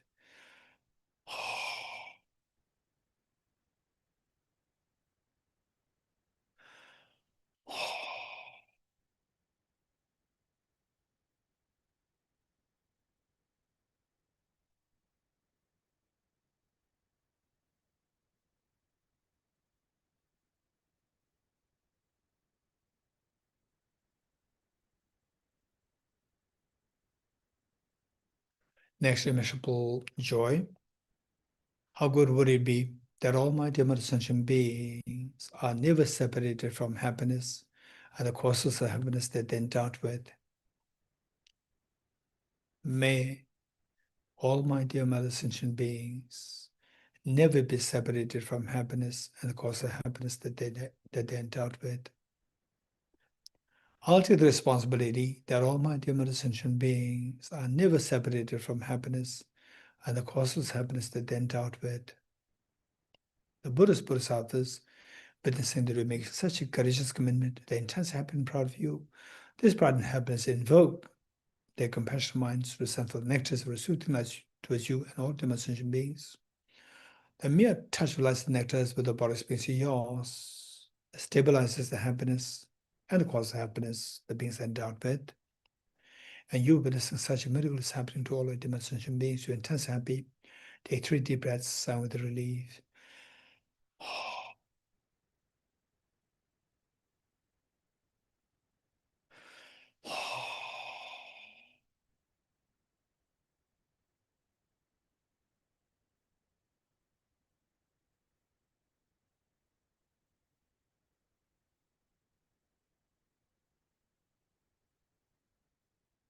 Next, immeasurable equanimity. How good would it be that all my dear sentient beings are freed from the biased attitude of excessive attachment to a some and aversion towards others, and instead abide in the great state of equanimity, embracing all other dear mother sentient beings with equal love and affection, leaving them aside. May all my dear mother sentient beings be freed from the biased attitude of excessive attachment to some and aversion towards others.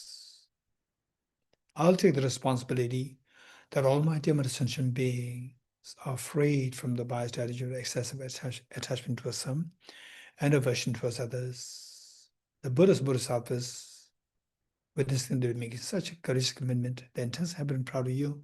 This pride and happiness invoke their compassionate minds to send forth nectars for soothing lights towards you and all the messenger beings.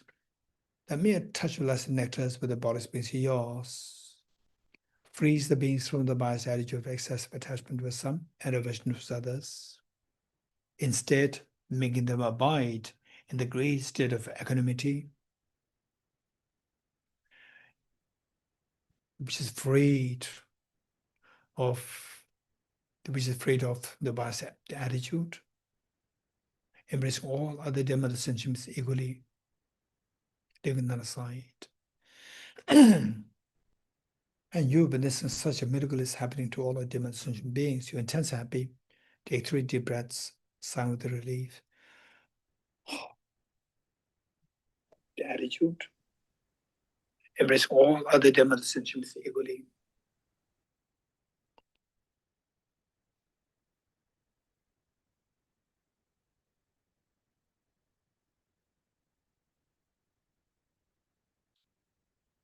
Underscoring all the four immeasurables is the unconditional love towards all the beings. Stay in this experience for a while. Imagine that you're imagining that you're looking at the eyes of each of the beings with total love and affection, to the extent that each one of them feels themselves as so special in your eyes. This amazing experience, the universal compassion, universal affection to all the beings. This is the foundation, this is the ground from which the most beautiful one Bodhicitta will germinate, and which in turn will give rise to the full awakening, where all the painful tears will stop and your ease will expand to infinity and allow you to share this wisdom with all the Dharma sentient beings. It's amazing. So with folded hands, let us make a Bodhicitta commitment 3 times together with folded hands.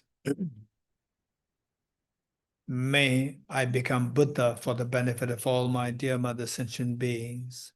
May I become Buddha for the benefit of all my dear mother sentient beings. May I become Buddha for the benefit of all my dear mother sentient beings. The Bodhicitta that we have generated now, visualize that it transforms into an extremely spotlessly clean moon disk, horizontally sitting with the heart. It's amazing that we made such a courageous commitment to become Buddha for the benefit of all Dharma sentient beings. But remember, no matter how much you squeeze a handful of sand, no oil comes out. Yes, I know that. I have to put an issue within me. I'm like a handful of sunflower seeds instead of like a handful of sand. I have to put an issue within me. If this were the case, how come that since they primordially that this Buddha initiation never manifested in full form as in the form of a Buddhahood? Yes, it's all because that I'm being deceived by the 2 demons, self-grasping, ignorant, self-centered attitude, always coming in the facade of the best of my friends. And today I'm disillusioned by that. I'm going to do everything to exterminate the 2 demons. What am I going to do?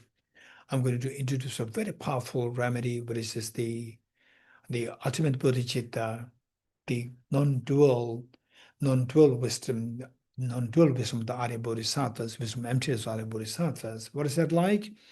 Okay, let's quickly retrieve the experience of the emptiness, meditation on emptiness, which you did as a 3rd of the 4 seals. Okay, quick retrieve that experience. Just imagine that you are seeing everything like a dream, empty of objective reality. Emptiness means empty of objective reality. Objectively, everything is empty. Subjectively, everything exists. Everything operates so efficaciously with the play of dependent origination. And objectively, independently, there's nothing existing or empty objectively. It doesn't mean nothing exists. Everything exists. But what is emptiness? Emptiness doesn't mean nothingness. It simply means nothing exists objectively. Subjectively, everything exists. Everything does exist. How? Subjectively, not objectively. Seeing things objectively existent reality. This is the ignorance. This is what attracts all the miseries. Okay, just stay in this experience where things are like dream, empty of object reality. Okay, this is, if you are to manifest this experience fully, this is the most fearless mind. Slowly transform this fearless mind of the wisdom of emptiness into a spotlessly clean thumb-size white Vajra, vertically sitting in the Bodhicitta heart. Oh, that's amazing. Now you have the blaze of non-dual bodhicittas, two bodhicittas in a non-dual form, moon symbolic of the conventional bodhicitta to exterminate self-centered attitude, and a Vajra symbolic of the ultimate bodhicitta to exterminate all the mental defilements, both afflictive and cognitive obscurations. It's amazing. Yes, it's amazing. But remember your two parents, your children, all the family members, all the dear sentient beings, they are suffering terribly. Yes, invoke very strong compassion for them. And this compassion invokes the Vajramuni to heart multiply infinite number of times. She once said to Vajramuni the heart of a mother, one said with a father, one said with each one of our members, including children, one with each of the people who passed away in the war zones, who passed away otherwise as well, and who are sick, who are hospitalized, who are going through the terminal illness, and to share with everyone in the oceans, with the trillions of creatures in the oceans, ranging from the tiniest of the unicellular organism to the biggest of the blue whales. Everyone's the share of the Vajra moon. In the wilderness, tiniest of the microbes to the biggest of the elephants and so forth. In the Milky Way galaxy, and in the entire universe, all the sentient beings got a share of the Vajra moon from which you so generously offered. Amazing. Meanwhile, let's also not forget the Buddhist Bodhisattvas. They're watching us. Why not on this very sacred day of the Buddha turning the first wheel of the Dharma? Why not we invite all the Buddhist Bodhisattvas to be the witness and the guests to undertake the ceremony of taking the aspirational Bodhisattva vow?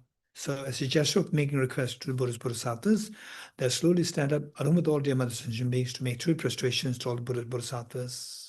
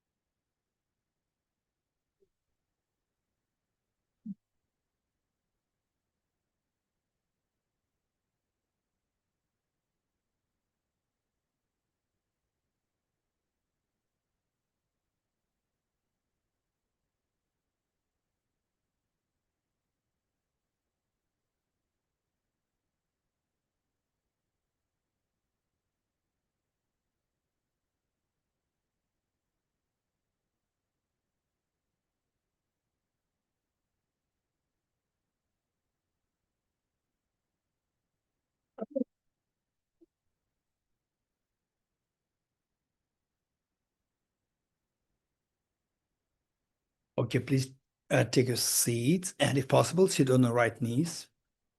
If possible, sit on the right knees. Whereas if you have knee problem, back problem, so forth, then feel comfortable to sit in whatever position is convenient to you. Otherwise, you can sit on the right knees. And given that it'll take a few minutes, and I mean, in the process, if you start to feel pain with your legs, then at that point you can sit in a comfortable position. Okay, so on offline participants, which page? Okay, screen sharing, huh? Offline participants, page 49. Offline participants, page 49. And I'm quickly going to explain the first verse and the last two verses. For the offline participants, I already explained it yesterday and today also. But for the online participant, online participant, and also for the offline, it can be like a revision for us. I'm going to explain this very quickly. And what we are doing today, this is so of course, in the first place, this program is organized by Tibet House and Tibet House Delhi, the Cultural Center of His Holiness the Dalai Lama, and the Lamrim Center, Wales, England, or UK.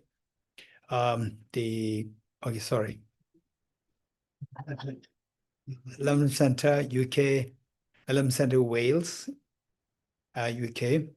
And so what we're doing is extremely, extremely precious. And with our life, if you look at our life, we see that there's nothing more important than what we're doing today.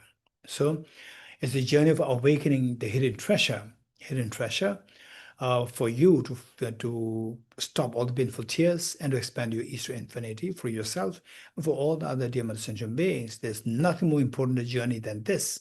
You are undertaking this journey, but we have never undertaken this journey before, and this first time, and it's the most important journey. At the same time, it can be very long, the time-taking journey.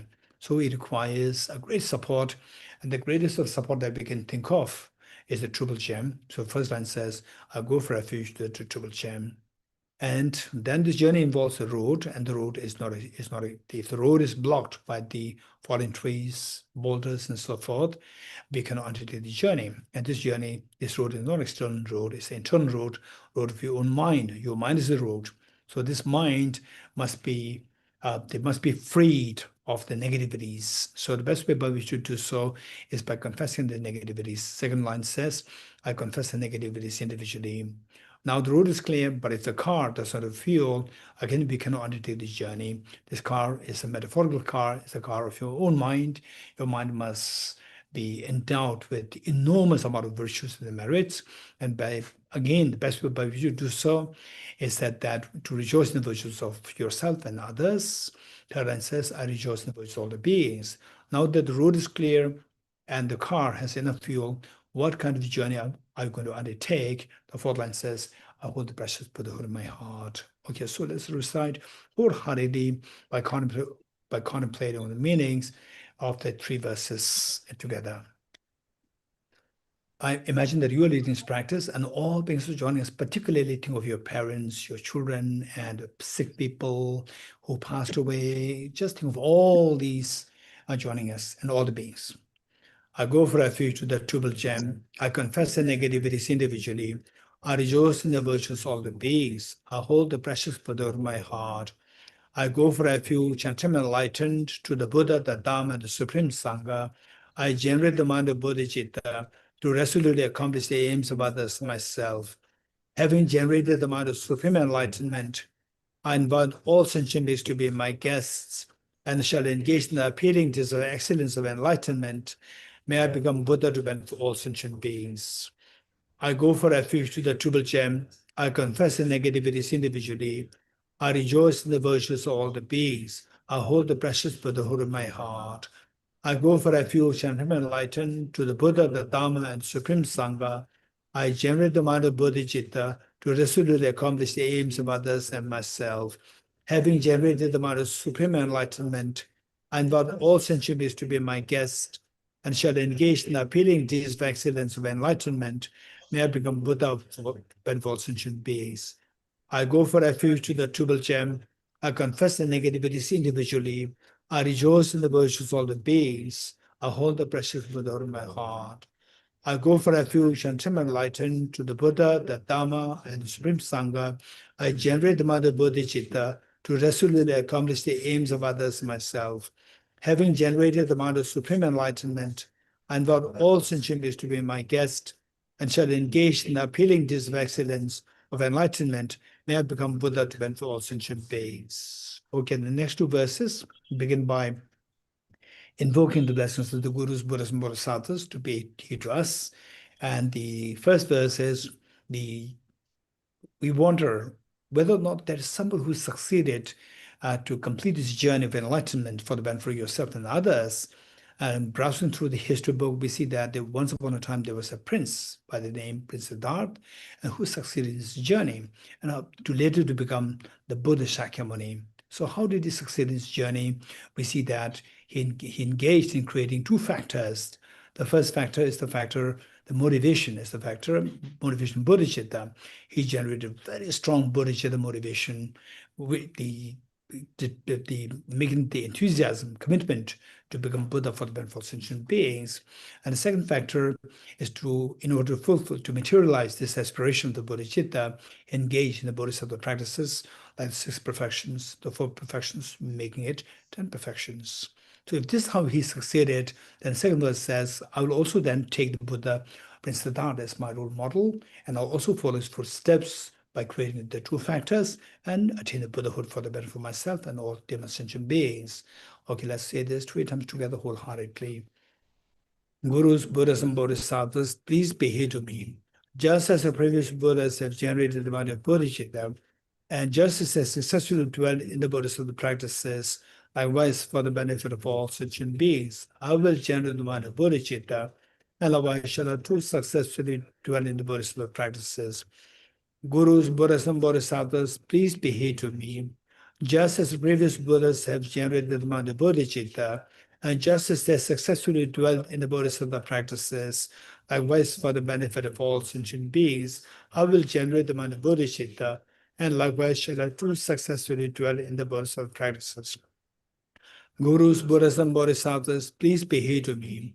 Just as the previous Buddhas have generated the mind of Bodhicitta, and just as they successfully dwell in the Bodhisattva practices, likewise for the benefit of all sentient beings, I will generate the mind of Bodhicitta, and likewise shall I too successfully dwell in the Bodhisattva practices. Feel the joy of having received the aspirational Bodhisattva vow, and to reinforce this commitment of the Bodhicitta, repeat this after me 3 times. Om Sarva Yoga Chittam Upatayami. Om Sarva Yoga Chittam Upatayami. Om Sarva Yoga Chittam Upatayami. Om Surade Samayastam O Siddhivashra Yatasukam. Om Surade Samayastam O Siddhivashra Yatasukam. Om Surade Samayastam O Siddhivashra Yatasukam. Okay, feel the joy of a heavy celestial Bodhisattva vow, and imagine that all the Buddhas, Bodhisattvas, like the mother, after all these many years of receiving complaint from the school principal about you being very mischievous, naughty in school, and to the school, the mother sees the school principal coming, escorted by the other teachers. Again, the mother is very apprehensive. What kind of complaints? School principal, no, we came here to congratulate you. What for? That although your son and your daughter, both 2 of them, very little, very young, but they were appointed as the best students of the school for this year. The mother could not believe her eyes and ears. For the first time, she is hearing something so pleasant about you from the school principal. This is exactly what happens to all Bodhisattvas. Since time immemorial, the Bodhisattvas only wish that we shun the cause of miseries and thereby be freed from the miseries. On the contrary, we always chase the cause of the miseries, and we continue to suffer endlessly these miseries. And likewise, they only wish that we accumulate the enormous amount of virtues so that we have abundance of happiness. On the contrary, we shun the causes of the happiness, and we always remain deprived of the happiness. And today, what you did is something so different. The Buddhist Bodhisattva feels so proud of you. This pride and the happiness Buddhist Bodhisattva feel invoke the Vajramuni at their hearts in a full-fledged form to multiply infinite number of times, like rain shower, they descend to merge with the one that are visualized at your heart, thereby becoming non-dual, stabilized, and blessed. Likewise, all the replicas of Vajramoon from Buddhist Bodhisattvas, they descend. Like rain shower, they descend to merge with the one that visualize the heart of your mother, father, each of them family members, including children, and each of the beings who was sick, who passed away, and each of the beings in the world, in the oceans, in the wilderness, the human beings, the animals, the insects, haringos, God and goddess spirits, everyone thereby becoming non-dual, stabilized, and blessed. Now everyone is blessed by all the Buddhist Bodhisattvas. This is amazing. We cannot think of any better gift to offer to your the parents, all the demon sentient beings, and today you gifted them with this gift. And then the Buddha declared that one moment of generating compassion far excels the gifts of the whole universe filled with gems and offered to Buddhist Bodhisattvas. If this were to be the case, what I mentioned for our having taken the aspirational Bodhisattva vow, and today you have made this offering to all the Buddhist Bodhisattvas, is amazing. And out of your life, there's nothing greater meaning than this. And today you have given such a purpose and meaning to your life. And all these three wonders are happening because of blessings, the kindness and blessings to all the Buddhist Bodhisattvas. As a gesture of thank all the Buddhist Bodhisattvas, let us slowly stand up along with all dear Mother Sentient beings to make true prostrations to all the Buddhist Bodhisattvas.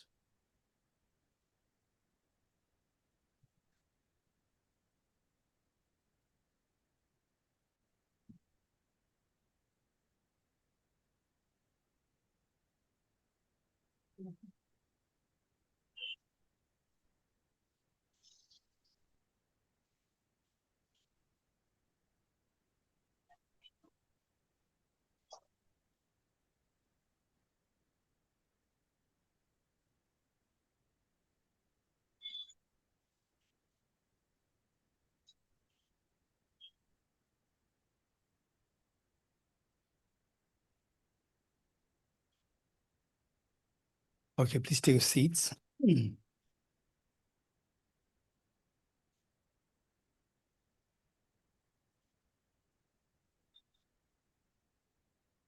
Okay, now let's quickly turn to the three principal aspects of the path.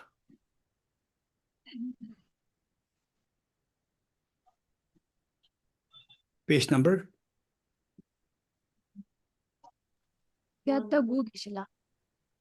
109. Page 109.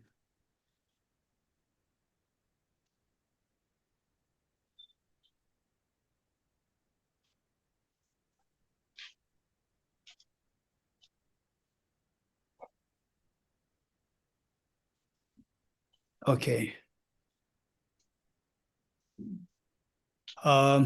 So I'm going to just quickly give a little bit of idea of the three principles of the path, given that today corresponds to the Buddha's the turning of the Buddha's Dharma, and to commemorate, to remember the kindness of the Buddha, that is the best way by which to repay the kindness of the Buddha.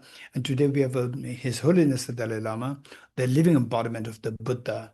So to repay the kindness, the best way by which to repay the kindness is for a mother, but best way by which a child can repay the kindness of the mother is the child becomes self-sufficient. That is the best way. The mother will be most happy to see the child is self-sufficient. This would be the greatest gift. Likewise, these teachings will make us self-sufficient. That is the best of the offerings to all Buddhist Bodhisattvas. So, with this mind, the text composed by Lama Tsongkhapa, there's the three principal aspects of the path.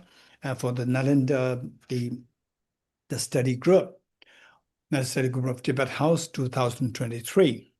When we had the audience with His Holiness the Dalai Lama in Dharamsala, and we requested the Secretary of His Holiness if we can request His Holiness, because that there were about almost like 500 or 600 participants seeking audience from His Holiness from all over the world, seeking audience with His Holiness in Dharamsala, and there we requested the Secretary of His Holiness if we can request His Holiness for the oral transmission of this text.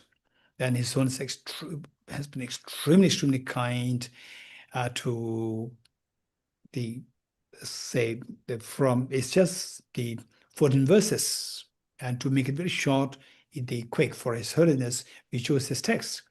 Of course, this is the quintessence of all the Buddhist teachings, and then His Holiness so kindly changed the text from the three principles for the path to the in praise of dependent origination, which is about like 56 verses, and we're so blessed. Not only oral transmission, His Holiness gave a lengthy discourse on that. Everybody's blessed by His Holiness that time. So, and I remember His Holiness the Dalai Lama, when giving teachings on three principles for the path since many years ago, His Holiness said that I used to recite this every day, the three principles for the path every day. And at the moment I heard His Holiness saying this, then I also started to recite it every day. Okay, so the three principles for the path. So whatever tradition that you're following, if you are somebody who wants to become Buddha for the benefit of sentient beings, or in other words, if you are somebody who wants to stop all the painful tears and to expand the happiness or the ease to infinity, you are somebody who's seeking to attain Buddhahood. If you truly belong to this category seeking to attain Buddhahood, then these three principal aspects, no matter what tradition that you may follow, it doesn't matter whether you follow the Theravada Buddhism, Chinese Buddhism, Tibetan Buddhism, within Tibetan Buddhism, Sakyaka, Gyunyama, Gelu, Chonang, Putun, Shadu, it doesn't matter. As long as you have these three principles of the path being practiced within yourself, you'll see that your experiences, the experience of these three principal aspects of the path actually germinate within you. If that happens, you have done your job. So it's not about ism, it's not about my tradition, it's not about the sects, it's about your well-being, it's about your awakening, it's about the well-being of all the demonstration beings. So these three things must be there wherever you go. So this is what it is. So with this mind, three principal aspects of the path by Lama Tsongkhapa. It says about down to the Venerable Lama. So I'm going to just explain very quickly to make short the three aspects of the path, the three principal aspects of the path: renunciation, bodhicitta, and a perfect view, the way of emptiness. So these three things are required. In other words, the two wings of the bird to cross the ocean of samsara, to cross the ocean of imperfection to the perfection of the enlightenment. So for that, we require the two wings, the wing of the wisdom and the wing of the method. Wing of the method, primarily is the bodhicitta, and this bodhicitta will make total sense only if there is supported by the renunciation. So we require these three things as the three principles of the path. And Lama Tsongkhapa, while explaining these three, Lama Tsongkhapa explained it in such a way that each of these 3 points, they're covered under 3 subheadings. What are 3 subheadings? Number 1, why, for example, like renunciation, why do we need to practice renunciation? Why? The purpose of cultivating renunciation. Number 2, how to cultivate renunciation. Number 3, what is the measure of having generated renunciation? 3 points. Likewise for bodhicitta, why do you practice bodhicitta? How to practice bodhicitta? And what is the measure of having generated bodhicitta?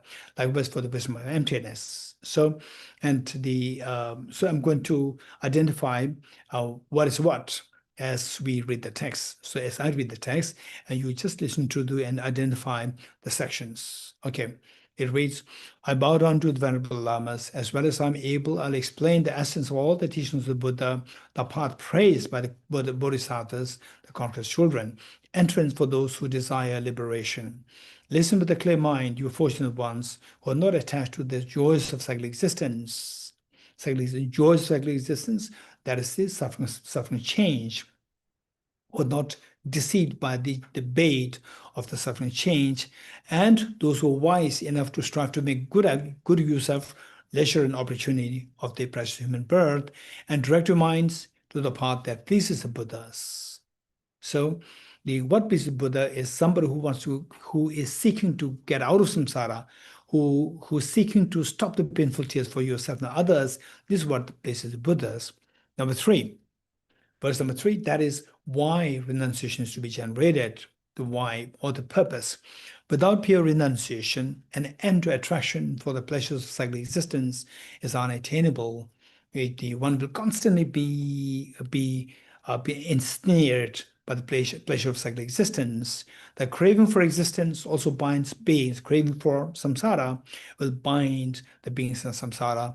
So therefore, if you really want to get out of samsara, then thus from the outset seek renunciation. So next, how do you generate renunciation? Renunciation, to renounce your attachment to this life, or renounce attachment to the future lives, attachment. So how to reverse attraction? Number 4, reverse attraction to this life by reflecting on how leisure and opportunity are difficult to find. Think about the precious human birth, the 8 leisures and the 10 endowments, how they are so difficult to obtain, and to find and how life is ephemeral and life is too short. Life is too short. For those in 20s, you may feel that it says life is short. And those 30s will say that, oh yeah, life is short. It's moving so fast. Those in 40s will say, oh, life is really jumping. And those in 50s say that life is flying.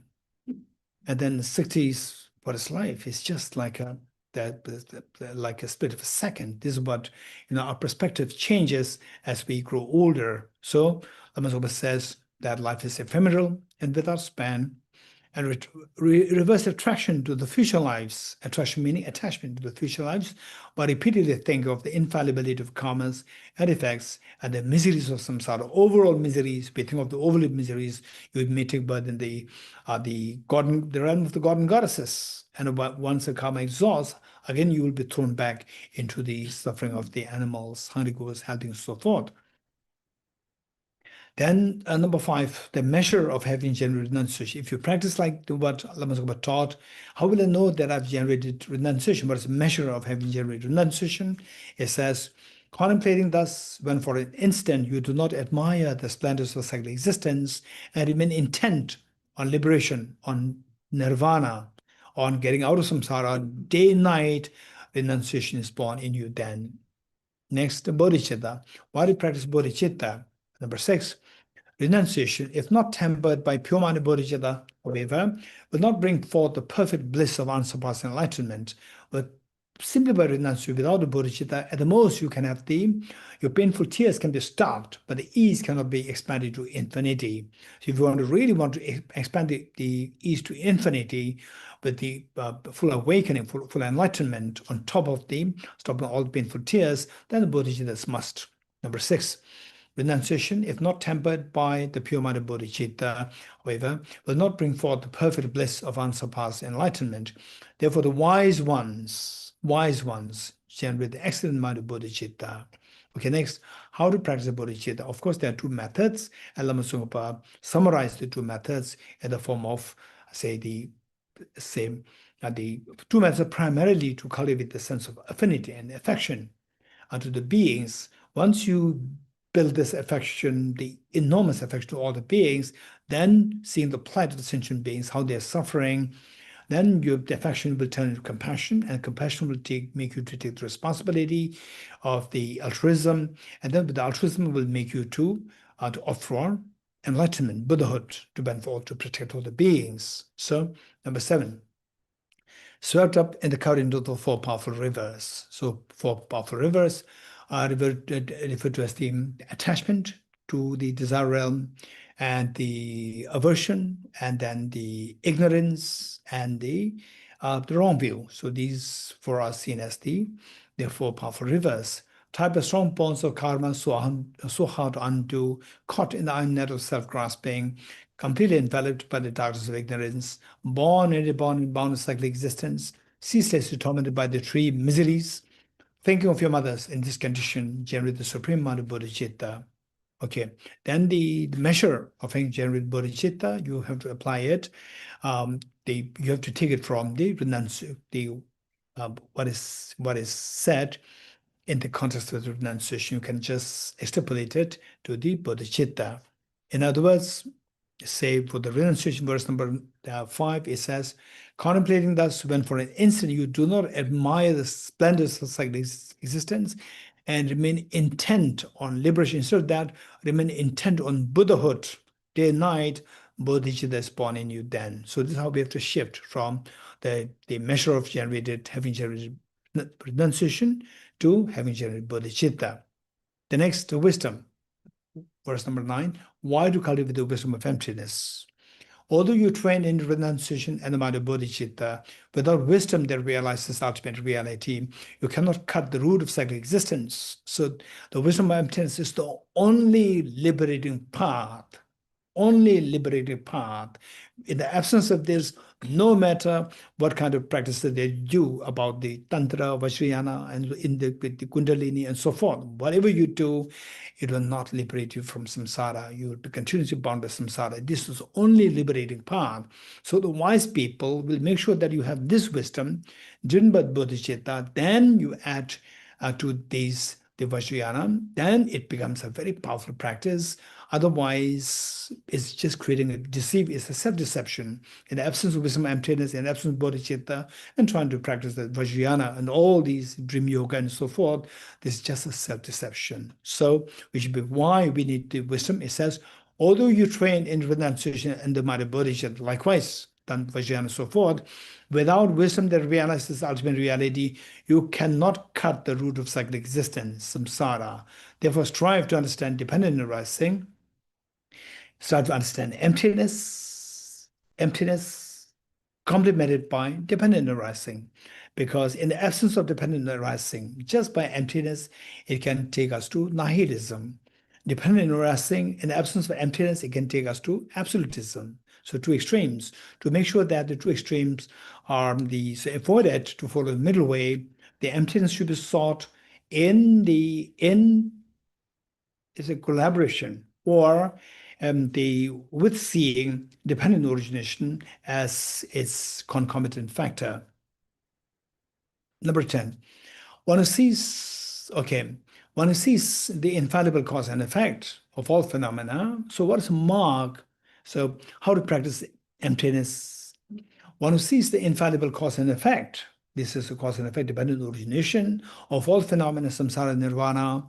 On the one hand, dependent origination, then on the other side, emptiness, and destroys all focuses of apprehension. All focuses of the objective apprehension has entered the path which pleases Buddhas. In other words, emptiness should be understood in the context of understanding dependent origination. These two must go in harmony. 11. Appearances are infallible, dependent arising. Emptiness is the understanding that is free of assertions. So, but what is dependent arising? Dependent arising is seen playing on a subjective level, on the appearance level, subjective level. On the objective level, the things are all empty. Nothing exists on the objective level. So play of dependent origination is happening on the appearance level, which is the conventional level. Whereas the emptiness is what you find on the objective level. On the objective level, things are empty. On the subjective level, dependent arising is playing. Emptiness is understanding that is free of assertions. There's nothing objectively, things are all empty. As long as these two are seen as distinct, when you see emptiness, the dependent origination becomes disconnected. When you see dependent origination, emptiness is seen to be disconnected. You have not understood emptiness yet. As long as these two are seen as distinct, you have not yet realized the intent of the Buddhas. And whereas, when these two things are seen as concomitant, say, seeing emptiness objectively is empty, if not subjectively things exist. When you see things as like illusions, subjectively existing, which means because it's illusion-like, objectively is empty. When you see these two things as concurrent and compatible to each other, then you've realized the Buddha's intent. 12. When these two realizations are concurrent, where the mere sight of infallible dependent origination, which happens on this subjective level, concurrently destroys all, concurrently on the objective level, the all objective existence is all destroyed or seen as non-existent, destroys all modes of grasping through definite discernment that nothing objectively exists. At that time, the analysis with the profound view is perfected. Furthermore, appearances refute the extreme of existence. So usually the extreme of existence, extreme of absolutism or existence is refuted by the emptiness. So here is instead of emptiness, is the appearance. So this is said to be the unique presentation of Prasangika.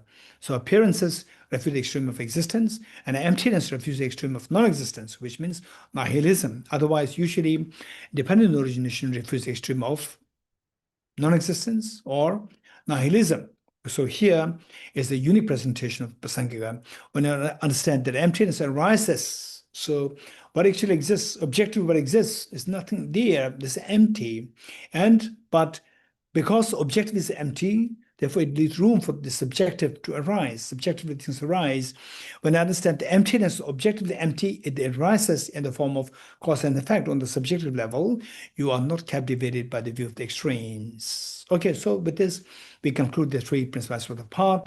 And His Holiness the Dalai Lama, I remember, so vividly remember that the last verse, when His Holiness read it, His Holiness would say that, "Oh my child, once you've thus realized the points of the three principal paths, seek solitude and cultivate strong determination, and quickly reach their final aspired goal." So here, Lama Tsongkhapa is addressing, "Oh my child," so here, spiritual child, Lama Tsongkhapa addressing the one who requested this teaching, the one who made the request from distance, make a distant request that there was a passenger, a person going from say far away in the east to Tibet, from in central Tibet, and that student of Lama Tsongkhapa, he sent a message to Lama Tsongkhapa, "Please, give me a teaching, in written." So Lama Tsongkhapa composed this for him, and so he said, "Oh my child, oh my spiritual child, once you have thus realized the points of the three principal paths, seek solitude and cultivate strong determination, and quickly reach the final aspired goal." His Holiness will say that when you read this, when you read the last verse, "Oh my child," just if you can visualize that Lama Tsongkhapa is actually addressing you with so much affection, and he's actually advising you, then this will help create a very strong spiritual bond with Lama Tsongkhapa. Wherever he manifests his manifestations, you will also take birth there under his direction, under his mentorship. So this will create a very strong karmic bond with Lama Tsongkhapa. Okay, so it says, "Oh my child, once you have thus realized the points of the three principal paths, seek solitude." So here solitude doesn't mean that you have to go to Himalaya or there. So cut off yourself from unnecessary busyness of life, unnecessary engagement with the life, wasting so much of time, and the solitude in externally. Try to keep yourself more solitude, and mentally solitude from the unnecessary thoughts. Seek solitude and cultivate strong determination with the practice of the three principal paths, and quickly reach the final aspired goal. The goal are to stop all the painful tears and to expand your ease to infinity. In other words, the goal of full enlightenment for the benefit of yourself and for the benefit of all the demon sentient beings. Okay, but done with this now, let's turn to the dedication prayer. Page number 56, I think.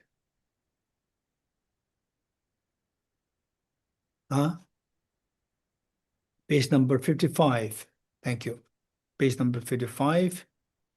Okay, so no doubt that we have generated a very incredible, enormous amount of virtues, merits, by this practice of taking the aspirational Bodhicitta vow and the teaching of the three principles of the path. We have accumulated so much merit, no doubt, and this merit, in particular on this special day, on the sacred day of the Buddha's turning the first wheel of the Dharma.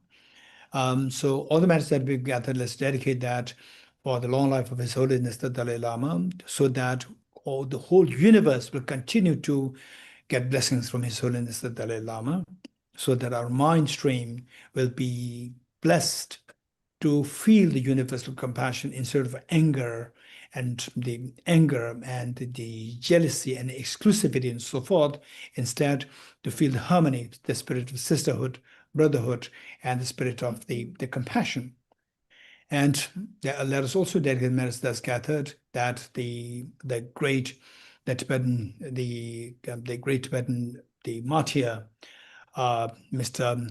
the Logarangzen, that he takes a favorable birth and at the feet of His Holiness the Dalai Lama, and he continues to work, continues to serve the sentient beings with the courageous bodhisattva, the practice of the compassion and the wisdom to help the innumerable sentient beings to be taken from the darkness of the miseries to the light of the infinite ease. And let's also pray that all these more than over 160 the courageous the Tibetan martyrs who actually offered the body as the lamp of wisdom, the lamp of offering lamp to all Buddhist bodhisattvas for the cause of the Buddha Dharma. Let they likewise take birth at the feet of His Holiness, and that they be guided by His Holiness to take the responsibility of the bodhisattvas to benefit all the Dharma sentient beings.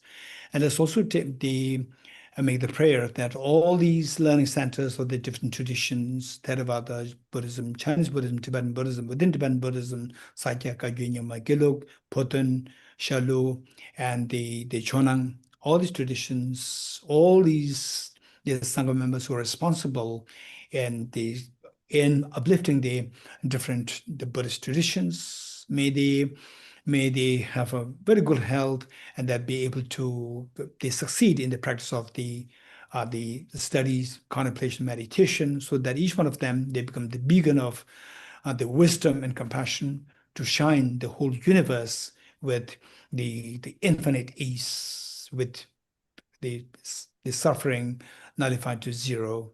So, and let me personally dedicate the merits that's gathered, that each one of you, both offline and online participants, through your conscious effort in the practice of Bodhicitta, wisdom, and emptiness, that each one of you soon become the reliable guide to lead all the Dharma sentient beings to the ultimate awakening of Buddhahood. So may the teaching of the wisdom of teaching on emptiness, the wisdom of emptiness, and the teaching of Bodhicitta flourish and thrive in the minds of all Dharma sentient beings in every nook and corner of the universe. With this mind, let's turn to page 55, that dedication prayer. In the land encircled by snow mountains, you are the source of all happiness and good. All powerful Chenrei say, Tenzin Gyatso, please remain until samsara ends. Just as the brave Manjushri and Samantabhata too realize things as they are, also I dedicate all his merits in the best way, that I may follow the perfect example. I dedicate all these rules of virtue with the dedication praised as the best by all the Buddhas who appear in the three times, so that I might perform the noble Bodhisattva's deeds.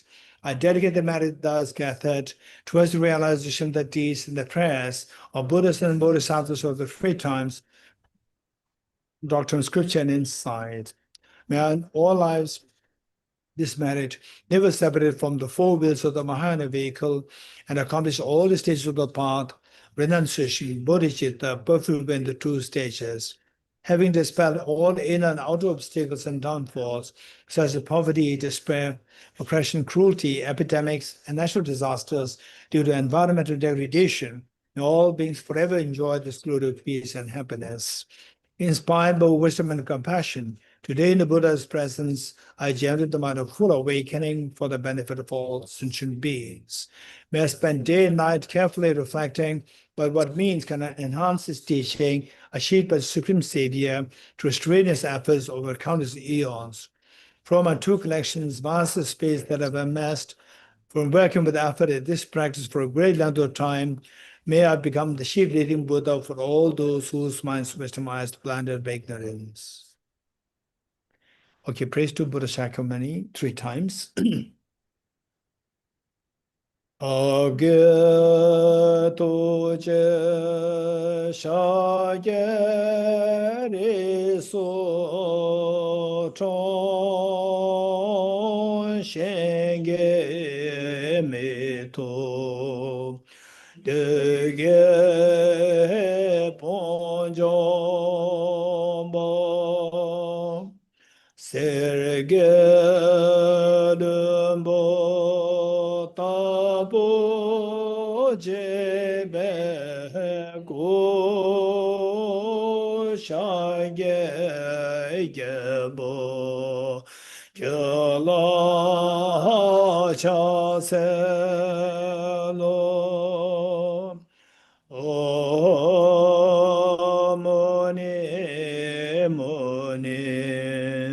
Mahamunaye Swaha. Om Muni Muni Mahamunaye Swaha. Tabge tuje shage Rezo shenge meto Dege bonjomba serge lumbo tabo jebe go shage gebo kyala chaselo Om Muni Muni Mahamunaye Swaha. Om Muni Muni Mahamunaye Swaha.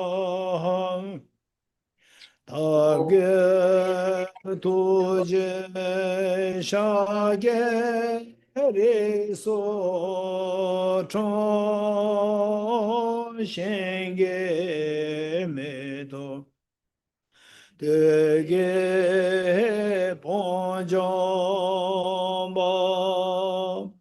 serge lumbo tabo jebe ko shage gebo kyala chaselo Om Muni Muni Mahamunaye Swaha. Om Muni Muni Mahamunaye Swaha. Tabge tuje shage riso chon shenge meto dege bonjomba serge lumbo tabo jebe ko shage gebo kyala chaselo Om Muni Muni Mahamunaye Swaha. Om Muni Muni Mahamunaye Swaha. Om Muni Muni Mahamunaye Swaha. Om Muni Muni Mahamunaye Swaha. Om Muni Muni Mahamunaye Swaha. Om Muni Muni Mahamunaye Swaha.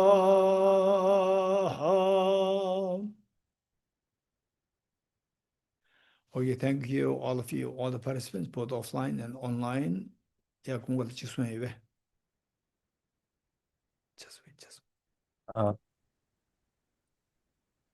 Thank you very much, Geshe. On behalf of all the online participants and the offline participants, I would like to convey my deep appreciation and gratitude to Venerable Geshe for always guiding us to awaken the mind of Bodhicitta and cultivate compassion, peace, and the altruistic aspiration for the benefit of all sentient beings, for which I would like to thank Venerable Geshe once again. And with this, we have come to the conclusion of undertaking the ceremony of the Aspirational Bodhisattva vows, and also the special teaching on the three principal aspects of the path. And before signing off, I would like to thank our Russian team, Alexila and Yulia, for doing the simultaneous interpretation for this sacred occasion of Chökhor Düchen, and Sonamla, Vivinla from our Chinese team, who are doing the Chinese interpretation. And last but not least, I would like to thank Venerable Geshe Tenzin Harnula as well for doing the Tibetan interpretation. With this, we have come to the conclusion now. I thank everyone for joining with us, and I would like to thank all the online participants as well for joining with us on this sacred occasion of Chökhor Düchen. Thank you very much. I now take your leave with my colleague, Ms. Pembala, and our Tibet House team. Thank you very much. Thank you all.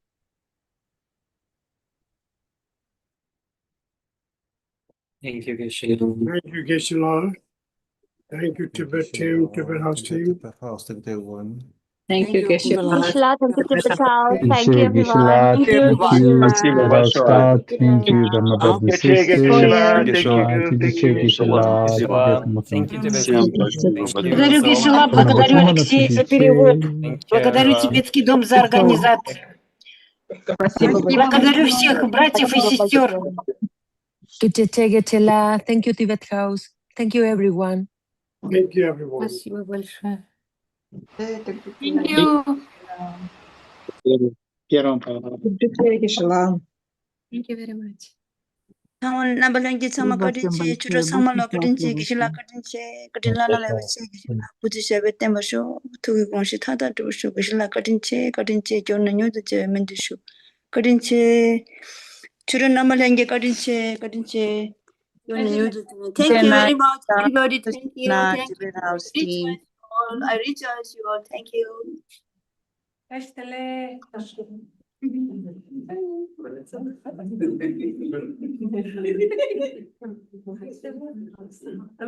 everyone. Thank you. Thank you, everybody. Thank you. Thank you, everyone. Thank you, Geshe-la. Thank you, Tibet House staff. Thank you so much. Yeah. Thank you.